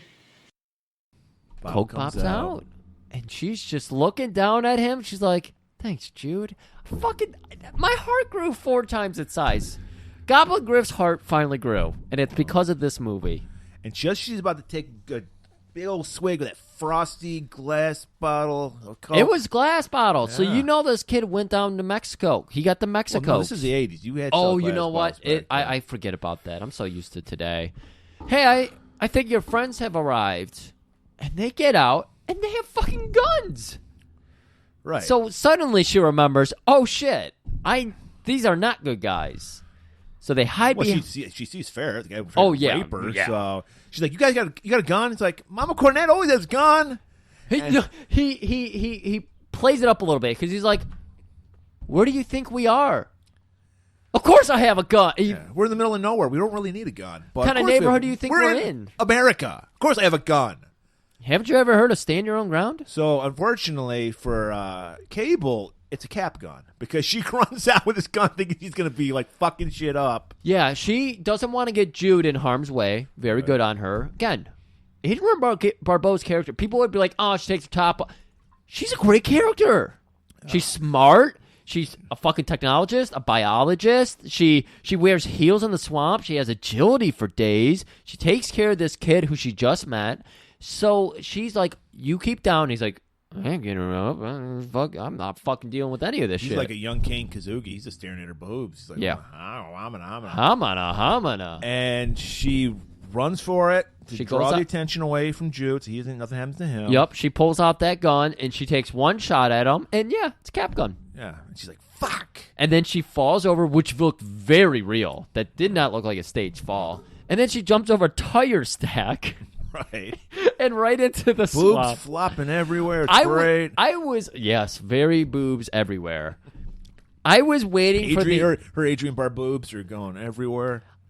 We are in the age of 2021, so at some point in this episode, trailer, maybe in the beginning, maybe at the end, I feel like I'm going to cut in that Captain Murphy line where he talks about how he wants to be an Adrienne Barbeau bot if he was put into a robot body. Go for it. I love it. So Ferret and Bruno hop in their camouflage pickup truck to chase after her. They're driving through a forest. Okay, these aren't thick trees because again we're in the swamp, so the trees, most of the trees don't ever get to be that thick. But yeah, they're just driving through trees and everything. But they're getting a little slowed down, so Alice is keeping ahead of them. And finally, she gets out onto just a little dirt road. And she turns to her right, and of course, they're right there waiting for her. They were behind her. Now it's horror movie. You know why? Yeah, it's Wes Craven. I'm glad you brought that up because I forgot to mention this. The guy who did the music for this movie did the music for Friday the 13th, and it sounds exactly like Friday the 13th. It does. Music. It's off key a little bit. He mixes up one key in there. But I was thinking the same thing. I was like, this is and he does say swamp, thing. I like that. I like that touch. Thing. If only Ray Wise went to the studio to do that. Boobs. And yeah, so she's trapped on the road. They're going to run her down, dude. Oh, yeah, they floor it. And again, you got the tires spinning out. I was like, is Vidinho behind there lifting the tire? No, it's just a dirt road. And they're trying to accelerate too fast. Just about to splatter. Fucking Swamp Thing comes out of nowhere. Swamp Thing! He didn't have his music. It's not modern wrestling. Yes, He's got a chair. This was an old-fashioned run-in.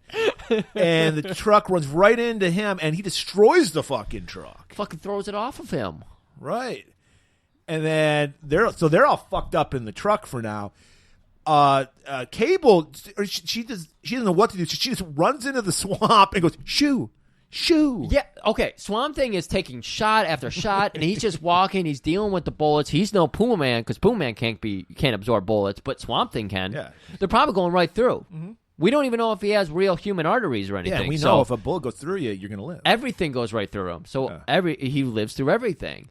So he, again, doing a creepy monster thing, he's just coming at them, knocking them all aside and everything. They decide to run. Do they get back in their car? They get away. They take off. Yeah, they just run away. Yeah, they just run away? Okay. Bruno and Ferret, they just run away all the time. Hey, they're good heels. They're good chicken shit heels. They know how to play their part. So Cable shoos him away, and he obliges. Yeah. You know, he respects her. He has this look, and you said this was a stunt man? Yeah. This guy is killing it with his facial expressions because shoo, and you see this look on his face like, bitch, you know you want it. And he just kind of like smirks at her, turns, and walks. Walk. It's so close to being a fantastic movie. There's just a little bit missing. Maybe a little bit more money spent on the suit. Yeah, the suit's because rough. This is when you first see there's holes not only in the armpits, but there is a hole in like the abdomen part. Abdomen? Yeah, he's the abdominal monster, like Bruno said, abdominal monster.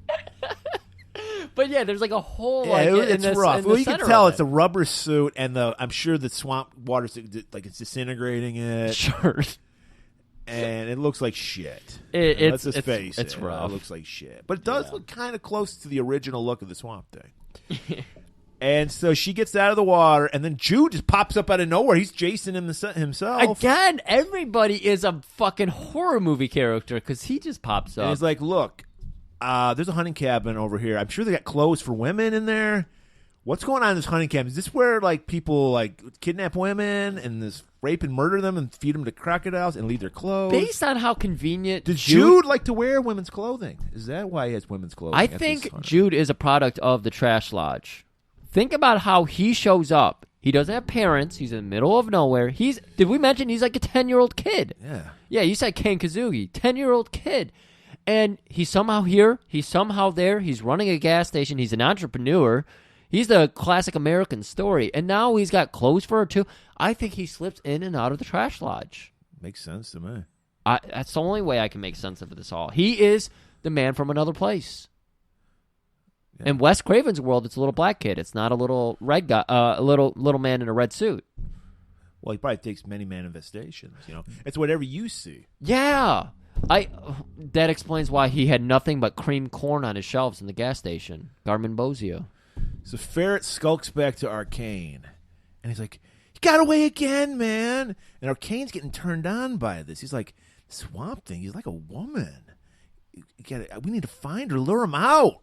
Kill him. It's turning me on. He's playing hard to get. Yeah, I was it later on or something, but he's talking about how Swamp Thing, his brain is so hot to him. He's like starting to kind of like gestate again. I was about to say gestate. He's gesturing all over. He's rubbing up his body. He's getting out the ice cube. He's getting a finger ready to flick. And he is just like, my God, Speaking of sexual frustration, Swamp Thing's out in the swamp by himself. Massive case of green balls. I mean, they're about to explode because he can't release. And he just goes... So, cut to Jade. Jude. I'm mixing up my colors. Green Swamp Thing. I was just going to say, Jade would have made sense because... Jude has got his little swamp boat. Like, he's like a gondolier. He's like, oh, soda mio. What was that little, like... He had, like, a little figure in there. And I thought it was... Alice was trying to bring it to, like, the lab as a little funeral, like, gift or something. Because it looked like... But that was his boat. Yeah. That's his hood ornament. Yeah, exactly. So he's got a gondola, and he's doing the Osola Mia. He's wooing her, taking her back to the lab for some reason. I don't know why they're going back to the lab. She wanted to go back. She wanted to see the remains or something. You know who else did? Swamp Thing, because he beats her to the lab. Mm-hmm. And so he goes down there. He finds that locket that Bruno conveniently left for him. Yep, right on that spruce. And then he's like, I think I could still do my science shit. So Alice Cable has snuck up, and she tells Jude, sit in the boat. Just yell if any danger's coming. He's like, I don't even remember what Jude said. He's fucking killing it. Everybody watch this movie and just see Jude be amazing. So she sneaks up to get a closer look, and he's grabbing up little beakers. One of them's still bubbling. It's like this lab has been blown up. One of them is still bubbling. One of them's still smoking. Shit's still on fire, yeah. He's still got one little ectoplasm. The fur's still there in the side. The Zarg fur is everywhere because fire doesn't harm it. Right. Lycanthropus Chris told us that. Yeah. I cannot say that word. Lycanthropus Chris told us this. He told us that Zargatha hair does... Zargatha. I like your thing. Lycothermic. Maybe that has something to do with the hair not burning. It's lycothermic. See, I stumble onto these things. Oh, I know why she was there, because she hid the 7th book at the lab. Yes, that's right. She wasn't carrying it. She hid it there. That's right. And she grabs it, because she's like, she still doesn't know this is Alec. She just thinks this is a fucking swamp monster. Yeah. And so he's like frustrated because he's breaking the beakers because he doesn't know his own strength. This is the second day he's been a swamp thing. The second day of this movie. And he's fucking frustrated as fuck. We're on the 3rd day. Okay. Oh, you're right, though. His second day he's been a swamp thing. Yeah. And he goes, and then she's like, time for me to leave. So she jumps in the boat with Jude, and they take off. She did the childish thing, though, when you're running away and you're scared. And she starts shrieking out as she's running away. So that's what alerts Swamp Thing. And he turns around and he goes over. And he's just watching them leave. And he doesn't know what to do with this because, he recognized that hair. I didn't like this whole movie is just the mercs coming in, getting their ass handed to him, taking off, and immediately coming back again. Because that's what happens now in this scene. Yeah. The ferret shows up again. He's got his little tugboat with Bruno. Except now we're like zooming out to a completely different location. Yes.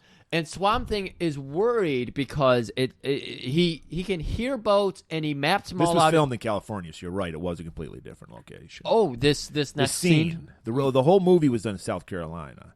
That was South Carolina? Yeah, it was. No shit.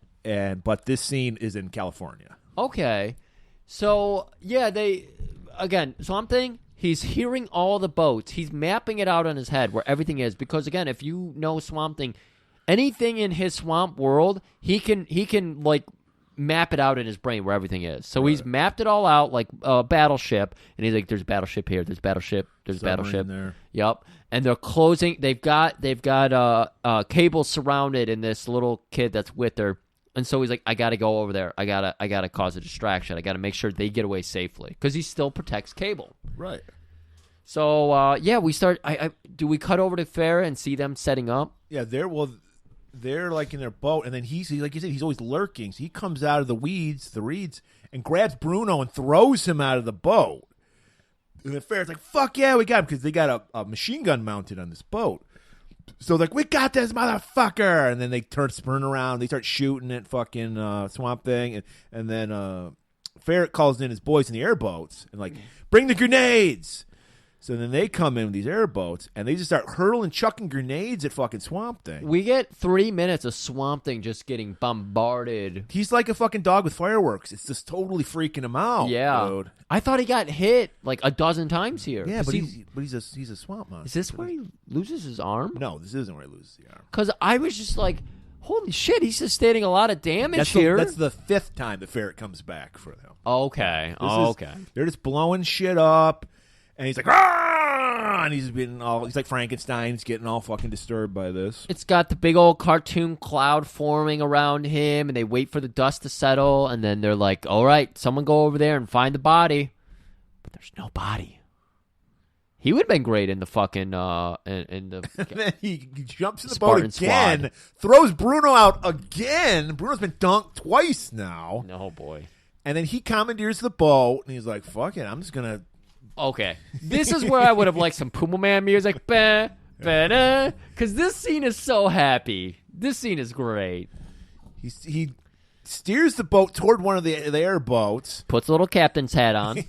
Then goes, bombs away and then jumps out of the fucking boat. He does a fucking cannonball. Yep. And the boat, these are just fucking boats. They bump into each other and explode. A boat into a boat, I'm with you. Nothing happens. A boat into a fan boat, of course it's going to explode. Murray, come on. They use nitrous. Yeah, right. He's a scientist. He understands. He did the calculations in his brain. So, yeah. Kaboom! Huge explosion! So we cut back to Arcane. Shirtless now, rubbing his nipples. Oh, he's got a beautiful boat. Oh my God. And he's got like the cocktails and everything. He's got the girls dancing in the background and shirtless, got the pipe. He's got very Glastonbury. He's like 60-year-old man. But did he have his ascot on? No, there? because I noticed his neck was super long. He had this longest neck. Because he's posing this way. He's clearly posing. When we go on our tour and we get to meet you all in face to face, if you have a long neck, don't show up. Murray is offended by long necks. Yes, I am. And then Bruno's like, "Boss, you got away again." And then he's like, "Yeah, this is the line I was trying to remember because again, nips are fucking hard as rocks. He's cutting glass with them. I was just going to say, he's cutting glass with those fucking things. He's cutting up ice cubes so he can rub them on his nipples. Oh, my God. It's like a pool cue. Multitasking. It's a pool cue. He hollows them out, and it's just perfect little nipple. Then he plays with it with his tongue. And it's like, he's like a beautiful, dangerous woman. I can't resist either. And he's just ready to just grind one out, dude. He's my God. I'll be back. Yeah, he's going below decks, if you know what I mean. You know he's going somewhere to rub one out. So Jude and Cable got away, thanks to Swamp Thing, and they go to land. And Cable's like, "Look, Jude, take this notebook, hide it somewhere. I'm going to draw the guys away from you." They're back from California. They're in South Carolina. They've gone coast to coast in a matter of minutes. Right. And, she's just like, drop me off here. We don't get to see... This is unmapped, remember. It's unmapped. It's unmapped. No humans ever touch this land. We don't get to see where they're at, where she's going, where she's heading, what she's trying to do. None of that matters. Stay here. Nothing else matters. Nothing else matters. I hear there's going to be 15 versions of that song coming out pretty soon. 15? I heard 45. Yeah, I can't wait to hear Nellie's version. Hasn't been relevant in 30 years. Can't wait to hear I can't wait to hear version. Cisco's. Oh, there we go. So, so she takes 3 steps and immediately, Cable! And then we just see the boat come into the view, and he's dead! He's dead. Fuck. And then Alice takes 4 more steps, and she gets captured. Ferret pops up. "Hey, baby, remember me?" He really is Michael Myers. He's Jason. He's just always there. We don't even know where they are. He knows where they are. He's like a creep. He can go through shadows, dude. He put a Shadow creep. transistor receiver on him. I forget what it was called in Pooh Man. He put one of those on her. Something transponder locator, something like that. Put it right in her cleavage, and she'd even notice it. She's like, my boobs are getting bigger. I noticed it. and he noticed it. And so she shrieks out, which alerts Swamp Thing. He's got his swamp senses are tingling. Yeah, of course. And he finds Jude first. And he's just like, instinctively, knows he has a healing power. Oh, yeah, the Green Mile, of course. This is of the Green Mile fame. This is what that guy, oh, my God. Jude. He grows into the character. Michael Clark Duncan? Yes, that's Jude as an adult. He grows up, and Swamp Thing gave him some of his powers, and that's... He's been juicing, dude, because he's a scrawny little kid. Okay, Marvel Comic Book Universe has Marvel movies. The Golan-globus Theater Universe now has The Green Mile, Tom Hanks' best movie. I never saw it. I think I saw it when I was like 8. Bachelor Party is Tom Hanks' greatest movie. Oh, okay. And, so... Apparently, it looked like this rubbed great strawberry jelly on Jude's face, because that's what it looked like. Yeah, he probably could have just wiped it off with his, wet, because he didn't even have any gashes. Hand. He just had some blood pouring on his face. Yeah.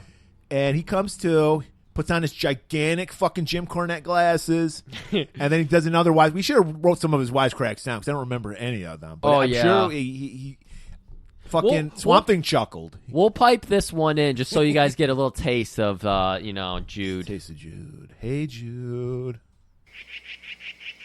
Oh, shit. There goes the neighborhood. Wait a minute. You saved us back there, right? And he goes, oh shit, there goes the neighborhood. There goes the neighborhood. There goes the neighborhood. No, body count song. And he's like, hey, Swamp Thing, you probably could use this notebook. And Yeah. he gives him the Swamp Thing. Alice told me to protect this, but you seem like you could protect it. Yeah, he brought me back to life. I was dead. I was literally back in the trash lodge, just floating. Oh man! And from the trash lodge, we're going back to Arcane's beautiful boat. Last pontoon boat he's got. Last we Little saw it, riverboat gambler. he was getting ready to rub one out because he was just fucking thinking about his opponent, and just like Glastonbury, he loves a challenging opponent. He loves it. And Ferret, he's just like, yeah, baby, I got something for you right here. And he's grabbing his dick. He's like, man, I don't notice anything. Yep. And he's like, and then he grabs her and kisses her, and she no sells it. And then she just knees him in the nuts and then escapes again. Because this is her 7th escape. She waits for him to break off to catch his breath because she can make out for days. She was just setting him up. Knees him in the dick, jumps overboard, Swims to shore. Makes her own escape for a 3rd time. Right. She's always doing her own work. Swamp Thing doesn't have to save her, but he does. So she swims back to shore. Ferret following her with his machete. He's straight up Jason right now. We got the rape. And he's following her. And just as he's about to kill her, Swamp Thing just pops back up. Oh, man. And he's got a clothesline fucking loaded up for Ferret. But Ferret, he's got something waiting for him, too. A machete. And he chops fucking Swamp Thing's arm off. Well, yeah, that's the best way to block a clothesline. Yes, I agree. So, with a machete. Yeah, makes sense. And that pisses off Swamp Thing. It pisses him off. So he grabs palms Ferret's head. He almost does a palm shoot off. But Head palm shoot off? Palms his head, and then like a fucking young Lou Ferrigno, they're squeezing that cantaloupe. Oh my god. I was getting Rev flashbacks when he was fucking hitting on those women, just squishing cantaloupes, just to show how strong he was. And just crushes fucking Ferret's head.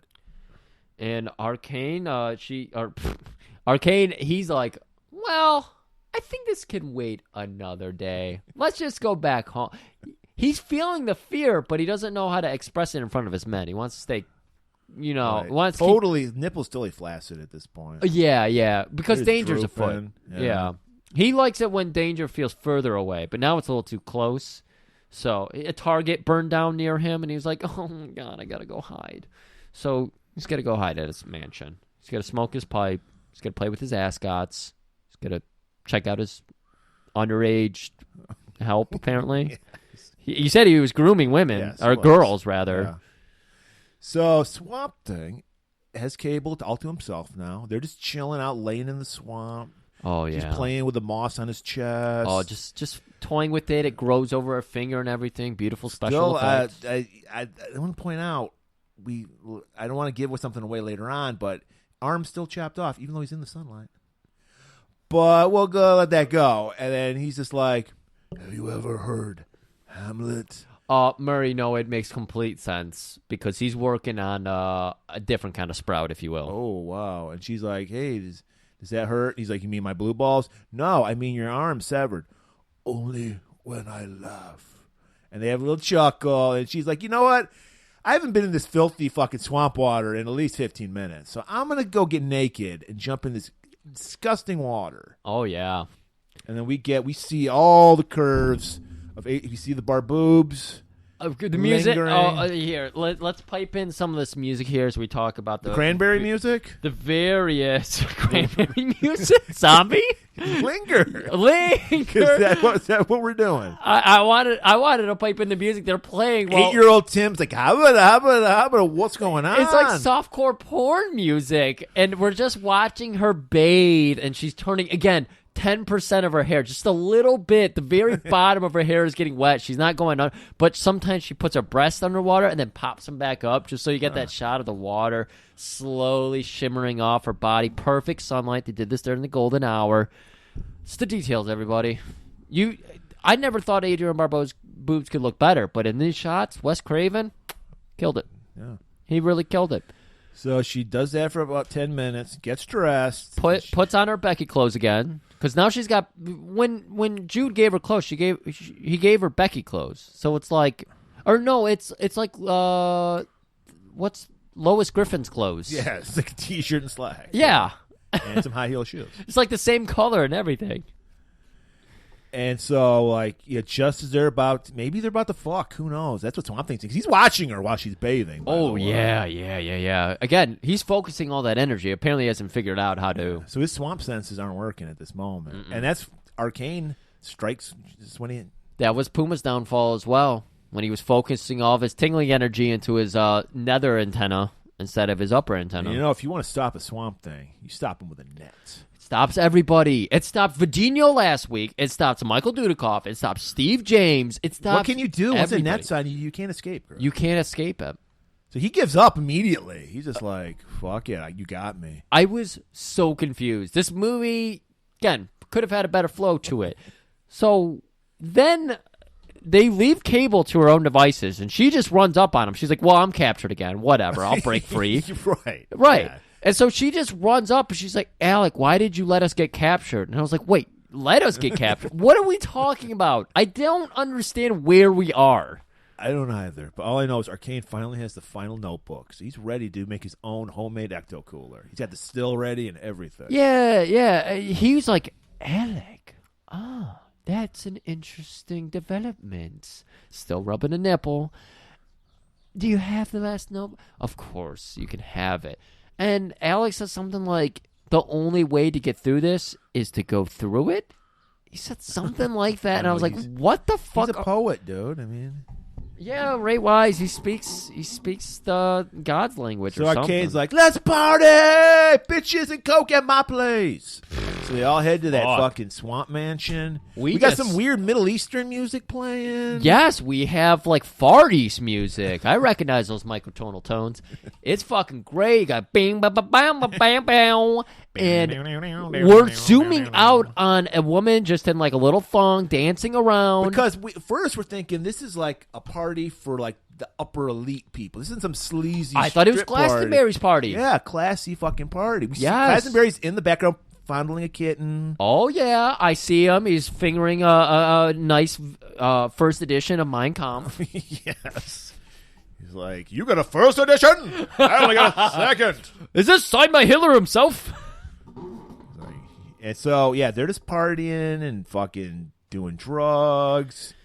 We get ass shaker. Then we zoom out. We got a girl just to his right. So within 10 minutes, Like we get some eyes wide shut shit going on. We get several sets of boobs in 2 minutes, and it's focused on it. It's like the guy is like dancing up on her, and then he gets arm's length away and undoes her shirt just so the camera can see her tits, but he's not obstructing them. Very good job, Wes Craven. And then we turn the camera away and we see this big banquet table. And we see Bruno at one end with his mock turtleneck. Wait, a on. nacho table? It was a nacho table. Interesting. And we see it's like I love it. Like it's very communistic. So we have the working like mercenary guys and like higher up business people. And of course, you noticed, and I noticed, we lost Ferret in the last scene. Yeah, We didn't even we did talk about it. Swamp Thing went crushed fucking it like nuts a on him. cantaloupe, Yeah, cantaloupe. I forgot because it was so quick. They don't need to focus on these things because this movie needs to move. And so they have a chair designated for him. They took his bandana and put it on the it's beautifully carved wood chair. So there's like a 3-piece horn structure to it, and they put it right over the horn just for him. How nice. And his sleeveless gloves are there. Sleeveless gloves. I love that. Man, I saw a girl yesterday at the Redford Theater who had just the wrist warmers on, and I was like, "What is that? A handless glove?" I was like, "What the fuck is?" I don't know. It's Wonder Woman shit. And so yeah, and he's just like, "Isn't this so great?" Thanks to our buddy Bruno who got me the notebooks. He did hand him the notebook.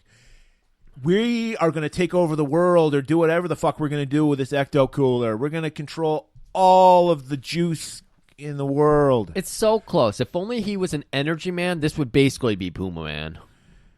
It's so close. He's like, everyone, a toast to Bruno. And they all pour like this drink into these chalices they're drinking from. And he's like, brilliant. It's great. I love this ecto cooler. Now, what are we going to do about the first specimen? Are you going to take it yourself?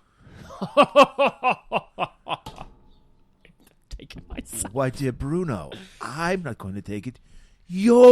going to take it. The guest of honor, of course, will take. Is he Broken Matt Hardy? Did I just realize that? Is he Broken Matt Hardy? Is that where they got that from? Good. I had a premonition. I gave it to Bruno, our guest of honor. And Bruno's like, what the fuck are you talking? I'm wearing my best white turtleneck today. You kidding me? You poisoned me? And then Bruno goes into a curly routine. And he starts drooling on himself and shit. And his buddies are like, Bruno, what the fuck, dude? And then he starts like, his hands are getting all gross and shit. He's drooling. Instead of growing, he's shrinking. And you just he doesn't really shrink. He just falls underneath the table. Oh, he did? Yes. He did. Oh, I have it memorized one way in my head here. He does something like your dad would do to scare you. He like falls underneath the table. And then he bounces back up. And then a hairy little fucking gross hand goes up and it's much smaller. And then the fucking little troll goblin hairy creature pops. He does have more hair than he did before. That's true. One positive. That's right. And I want to say he must have unstable molecules in his turtleneck because it shifts to the size of a goblin. It's the Hulkware, you know? Yeah. It always shifts to his size. Right, unstable molecules. That's what Reed Richards created. That's right. Yeah. And I think it's interesting because one thing's shrinking and another thing's shrinking because you saw the fucking huge-ass erection. He was into Bruno. He's like, my big sexy man turned into a little fucking goblin. And now my erection. Bruno, as you would expect, is freaking the fuck out. So he leaps on the table and mounts a turkey. He starts fucking a turkey on top of the table. And then Arcane's like, you can't top that. Party's over, people. I think he's been listening to a little too much GG Allen. You gotta calm down on the GG. He's been going to little shows. He's been shitting in his hands. He's been throwing it around. He's been getting naked with a little penis everywhere, little goblin penis. Arcane he's like, I thought this guy's going to turn into a Swamp Thing. What the fuck's going on? I need to talk to the Swamp Thing. I need to go talk to. And they bring Cable down to talk because collateral. Right. They already know the connection between Swamp Thing and Cable. Swamp Thing ain't going to talk. Swamp Thing is into the big tits and Right. curly hair, like perfect helmet-shaped hair. So they can't use any of the opium skanks. They have to use Adrian. So this mansion has a dungeon, as they usually do. This mansion has more than just a dungeon, which I can't wait to get to. And they got Swamp Thing up on an X, like crucified. Oh, yeah. And he's just like, what the fuck do you want? And he's like, what happened? Why? I like that you mentioned he was on he was basically crucified because Swamp Thing, being Swamp Thing, made himself a little crown of thorns. Yeah. He turned himself Nice into a touch. Jesus-like creature. And beautifully shot because Arcane, he's got like a throne like set above the fucking the crucifix. So he's like beautifully shot scene by Wes Craven because he's standing above the Swamp Thing talking to him.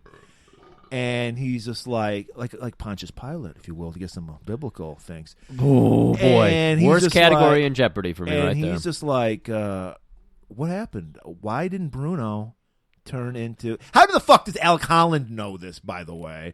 But he's like, why the fuck did he turn into this little goblin? Yeah, he was a hulking man before. Based on you were just a twerp in a lab coat, and then you grew into this beautiful monster with intelligence beyond you're like a beautiful, Dangerous strong, woman.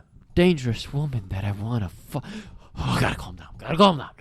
What is it about the ecto cooler? What does it do? What is it? How do I teach these kids? And Swamp Thing just... You just don't get it, man.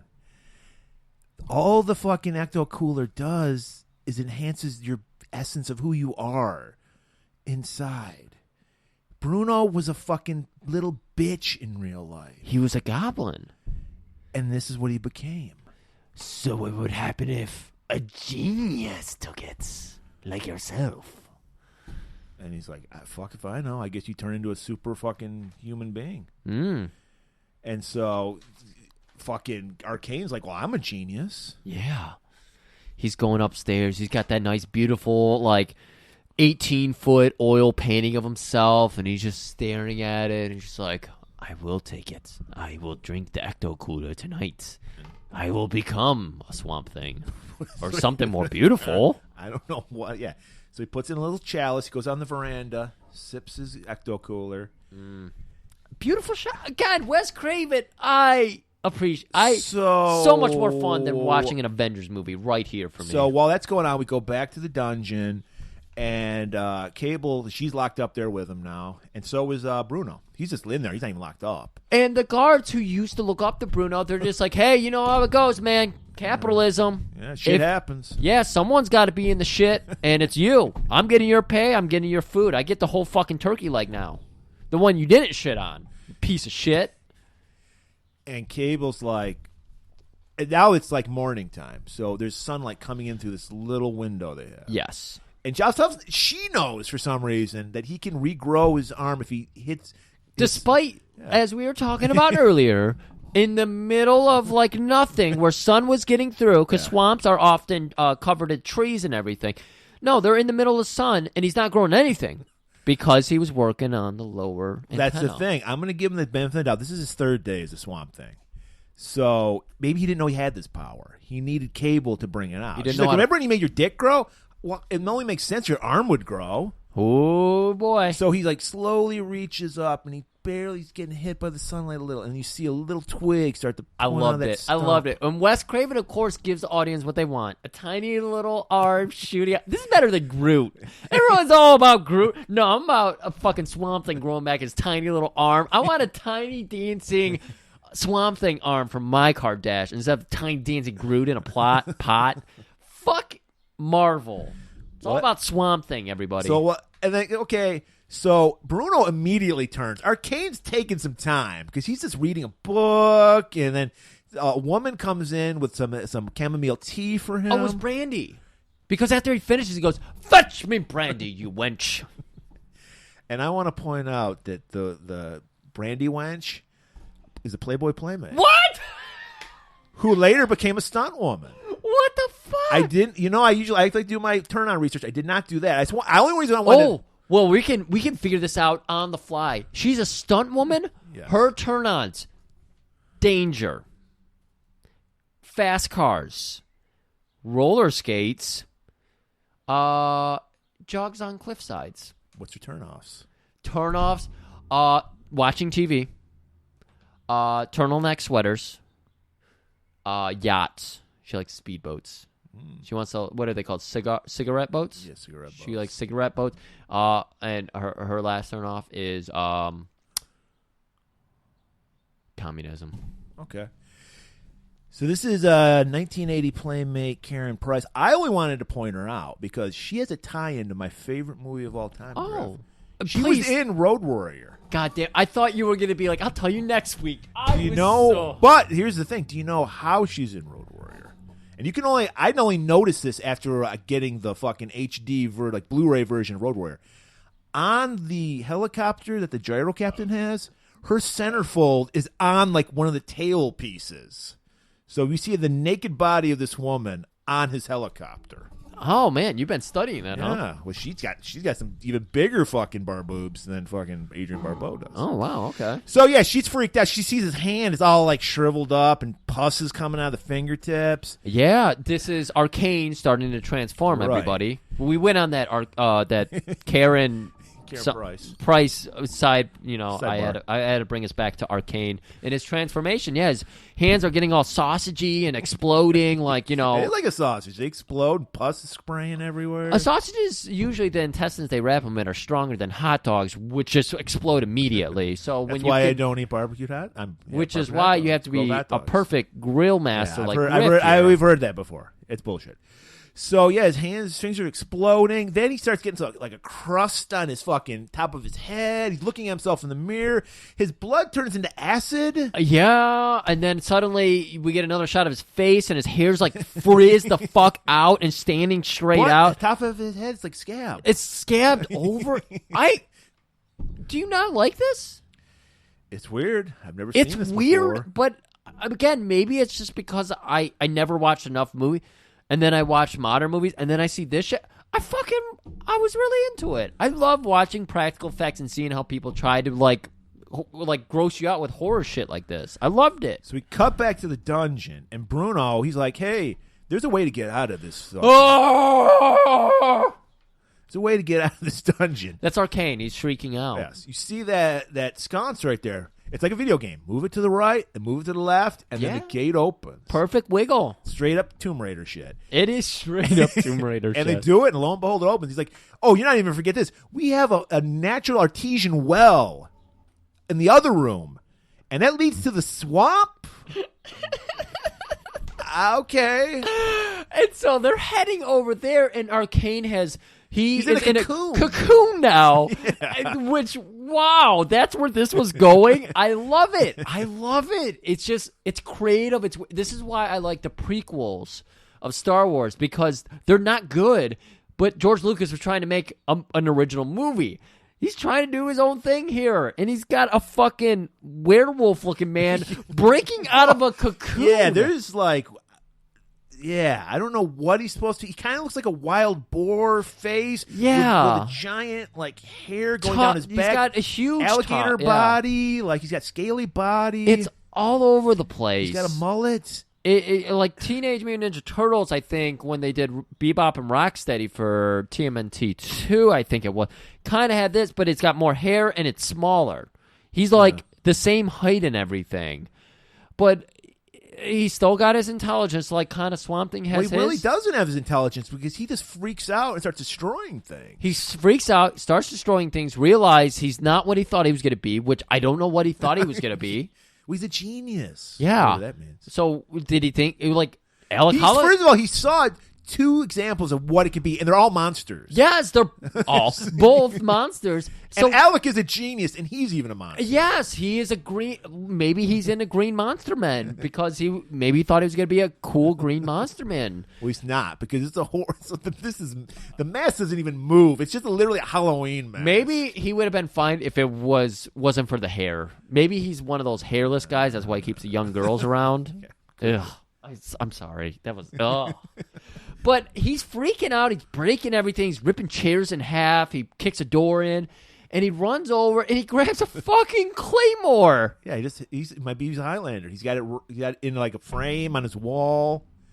Grabs it and is like, I'm going to kill that fucking swamp thing. I fucking love it. I'm like, wait a minute. You've got these huge fucking claws. Like a Puma Man, you got hands that are claws now. Your hands are claws. You can rip a car in half. And he grabs a goddamn sword. So he goes down. He's like, I know they're going through the swamp portal. Yeah, they have to be. And now we're going into this other set. We're going into it. What is going on? It's a dungeon basement, or a dungeon, and it's got a little spiral staircase wrapped around this bubbling pool. And Bruno is explaining, this lives off of like the swamp over here. So if you go down, there's you'll this come fresh out. water here that fuck? That's for the water for our house, yet it's coming from a swamp. What the fuck? They have their own water transplant system or whatever. This is where they get Evian. Filtration? Yeah, they get Evian from this. Oh, they get Evian here? Yeah, that's really good at. Oh, my God.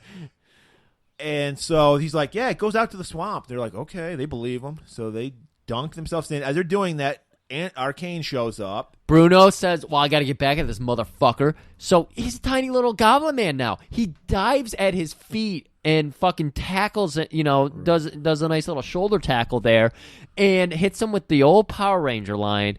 Have a nice trip. See you next fall. And then infuriates Arcane, so he chases them. Bruno's like, I guess this is my mansion now. He's just going to stay here in his goblin this is mansion. My mansion now. Those are my wenches now. Everything's mine So now. we're back to the swamp. Cable and Swamp Thing emerge. He told the truth. Yeah. There's a tunnel. And they're like, hey, it's great. We're done. We escaped. And just as they're about to start macking on each other, yep. Arcane Turn pops out up. the Mac. It was just starting up. He just got the boombox playing. And like I want to point out, we pointed out that Cable's hair is dry and wet and dry and wet. So is Arcane's, because we see him one time, he's got wet hair, then it's dried, then it's wet. That's a good call. I didn't even think about that. We get a very awkward fight, probably because at this point the costumes are falling off. They're going in and out of water. They're both wearing these bulky costumes and everything. It makes sense that this is super awkward. So they engage. The sword gets kind of like knocked away at first. They're just kind of like tussling, and then Swamp Thing goes falling backwards, and he lands on Cable. On Cable, and then Arcane comes charging at him with the fucking sword, and like Cable's helping Swamp Thing back up, and then Swamp Thing, I don't know if he bailed on her, pushed her forward. He did a red brown on her. He did a red brown on her. Yes, used her as he a shield. But Arcane did the worst thing you can do to piss off Swamp Thing. He stabbed her in the tit. Oh, we learned this when Ferret attacked her. Yeah. And chopped his arm off. Don't mess with those titties. Oh. And he stabs her right in the tit. He's a tit man. And she's like... Tit thing, rather. Oh. What are Swamp Thing's pronouns? Yeah, I don't know. I'm sorry. I hate it and they. Yeah. And Swamp Thing just enraged by this and just fucking pummels the shit out of Arcane. Oh, my God, yeah. Grabs a fucking a stalagmite, I think is what they call them. I don't know why those are in caves, but somehow they're growing in the swamp. Sure. Pummels the shit out of Arcane. And then fucking stabs him with his own sword, slices him open. Frozen Coke starts spewing out of Arcane. I don't know what that was. He just visits 7-Eleven a lot. I don't know. Yeah. He's a big fan. His essence is Frozen Coke. His mansion was probably next door to 7-Eleven, which no human has ever come near, built on. So he rushes to her. He knows he's got the Green Mile power. No. Oh, yeah. So he pulls off some moss off his body. Almost done here.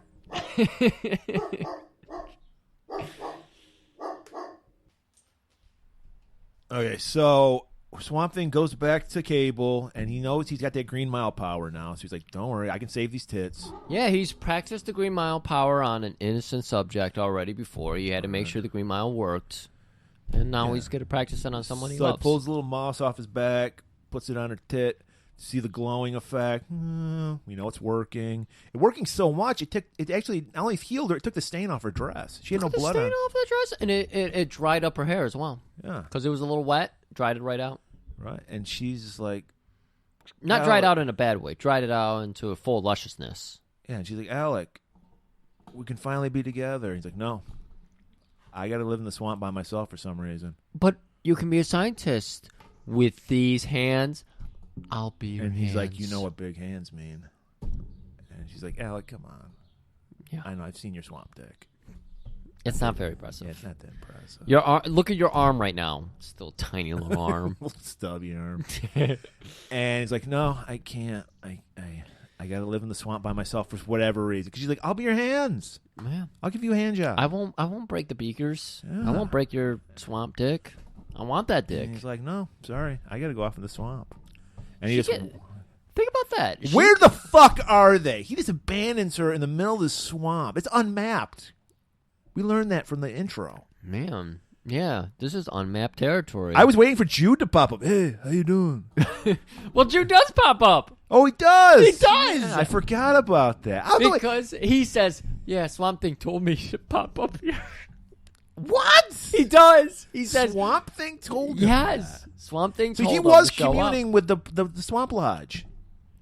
Oh, wait a minute. The Swamp Lodge? I think that's an offshoot of the Black Lodge, the Trash Lodge. Oh shit! Okay. There's different lodges. Like there's different. Like as in the Swamp Thing comic, they get into further things. There's the Parliament of the Green, where the trees. And there's one of stone, and there's one of fire. Okay. All the elements. And there's the swamp element. There's the trash element. There's the black element. Now that we have concluded this movie, Swamp Thing wanders off and does say, "I will be back." Yeah, hoping for a sequel, which we got a few years later, which was horrible. I hear it was horrible. Which had the greatest dancer in the world, Heather Locklear, in it. Oh, she is such a... We were watching that 2 weeks ago, her dance video. And Arcane comes back.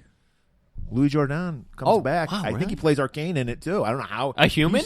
Yes, he's human. Oh, my God. It's horrible because it's very, like, they're going for, like, jokes. They're trying, they're not trying to be serious. No, yeah. This movie works so well. Arcane was good as a villain. I liked him as a villain. Ray Wise, fucking great. Adrienne Barbeau kills it as an amazing character that also has big tits, yeah. Big tits. That's what I meant, yeah. David Hess kills it as a creep.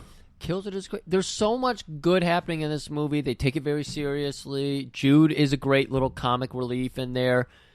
You need one comic relief, and it doesn't need to be a main character. Everything today now is the main character's comic relief.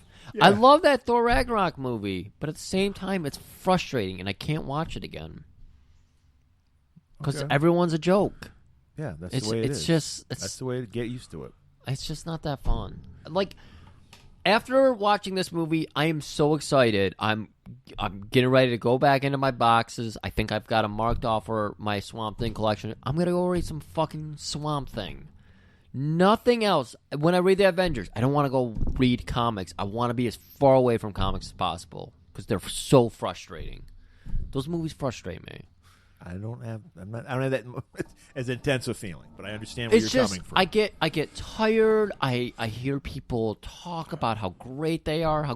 It's like when I go to an AEW board and they're like, "This is Tony Khan is the greatest booker of all time. The storytelling's the best." It's just like, if people were just like mild about it, like, yeah, it's okay. I never hear people say Fast and the Furious is the greatest movie ever. We don't live in a world where anything's okay. It's either the most amazing thing you've ever experienced in your life or total piece of shit. Ride or die. You're with us or you're against us. And that's the mentality I see a lot of places. And I don't give a shit. But you know what you should give a shit about, Griff? Next week's episode. Because we are heading into the world of, I'm sure there's a Japanese word for it, but I don't know what it is, of Japanese superheroes. Ooh, yeah, we are. Land of the Rising Sun.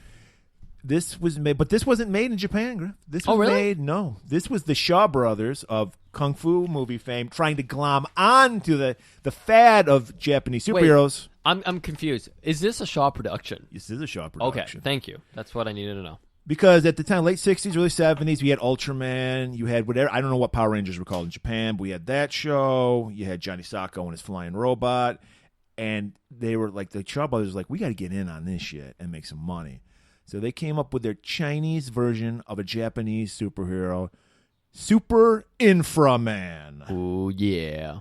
So if you're a fan, if you're of Griff's age or you grew up on Power Rangers, I think you're going to love this. And we have a guy who did grow up that era and who does love Power Rangers coming to join us. Yeah, a real man's man. I mean, the Hulk to our Bruce Banners. Whoo, boy, me and Murray are we're nerds. We're detail nerds. And this man over here, well, in the future, that will be over here, he's the Hulk. He does have those form-fitting clothes, too, that stretch with him. Right. Because he's always, oh, man. You want to introduce him, Griff? Well, everybody, you know this man. You love this man. He's been on for Commando. I believe Wish. We had him on for a Death Wish movie, which was the first. And now, where he blistered the ass of one Jeff Goldblum. Oh, my God. I forget about that every time. He was just Super like... Inframan, your glutes better be looking good. Me and Murray cannot see an ass in the same reference that we did before Joe Coleman came on our show, because he made us pay so much attention to the ass details. Right. Don't even get started on tans. We'll get into that next week. Oh, there's so much we're going to be doing with Joe. There's going to be, oh my God. Assuming everything goes to plan, there's tippy taps, there's fucking full episodes. Yeah, a lot of work next week. Everybody get your shit together, because you're about to fall apart when we hit you with some Joel Coleman action. Super Inframan. Next week, keep it warm.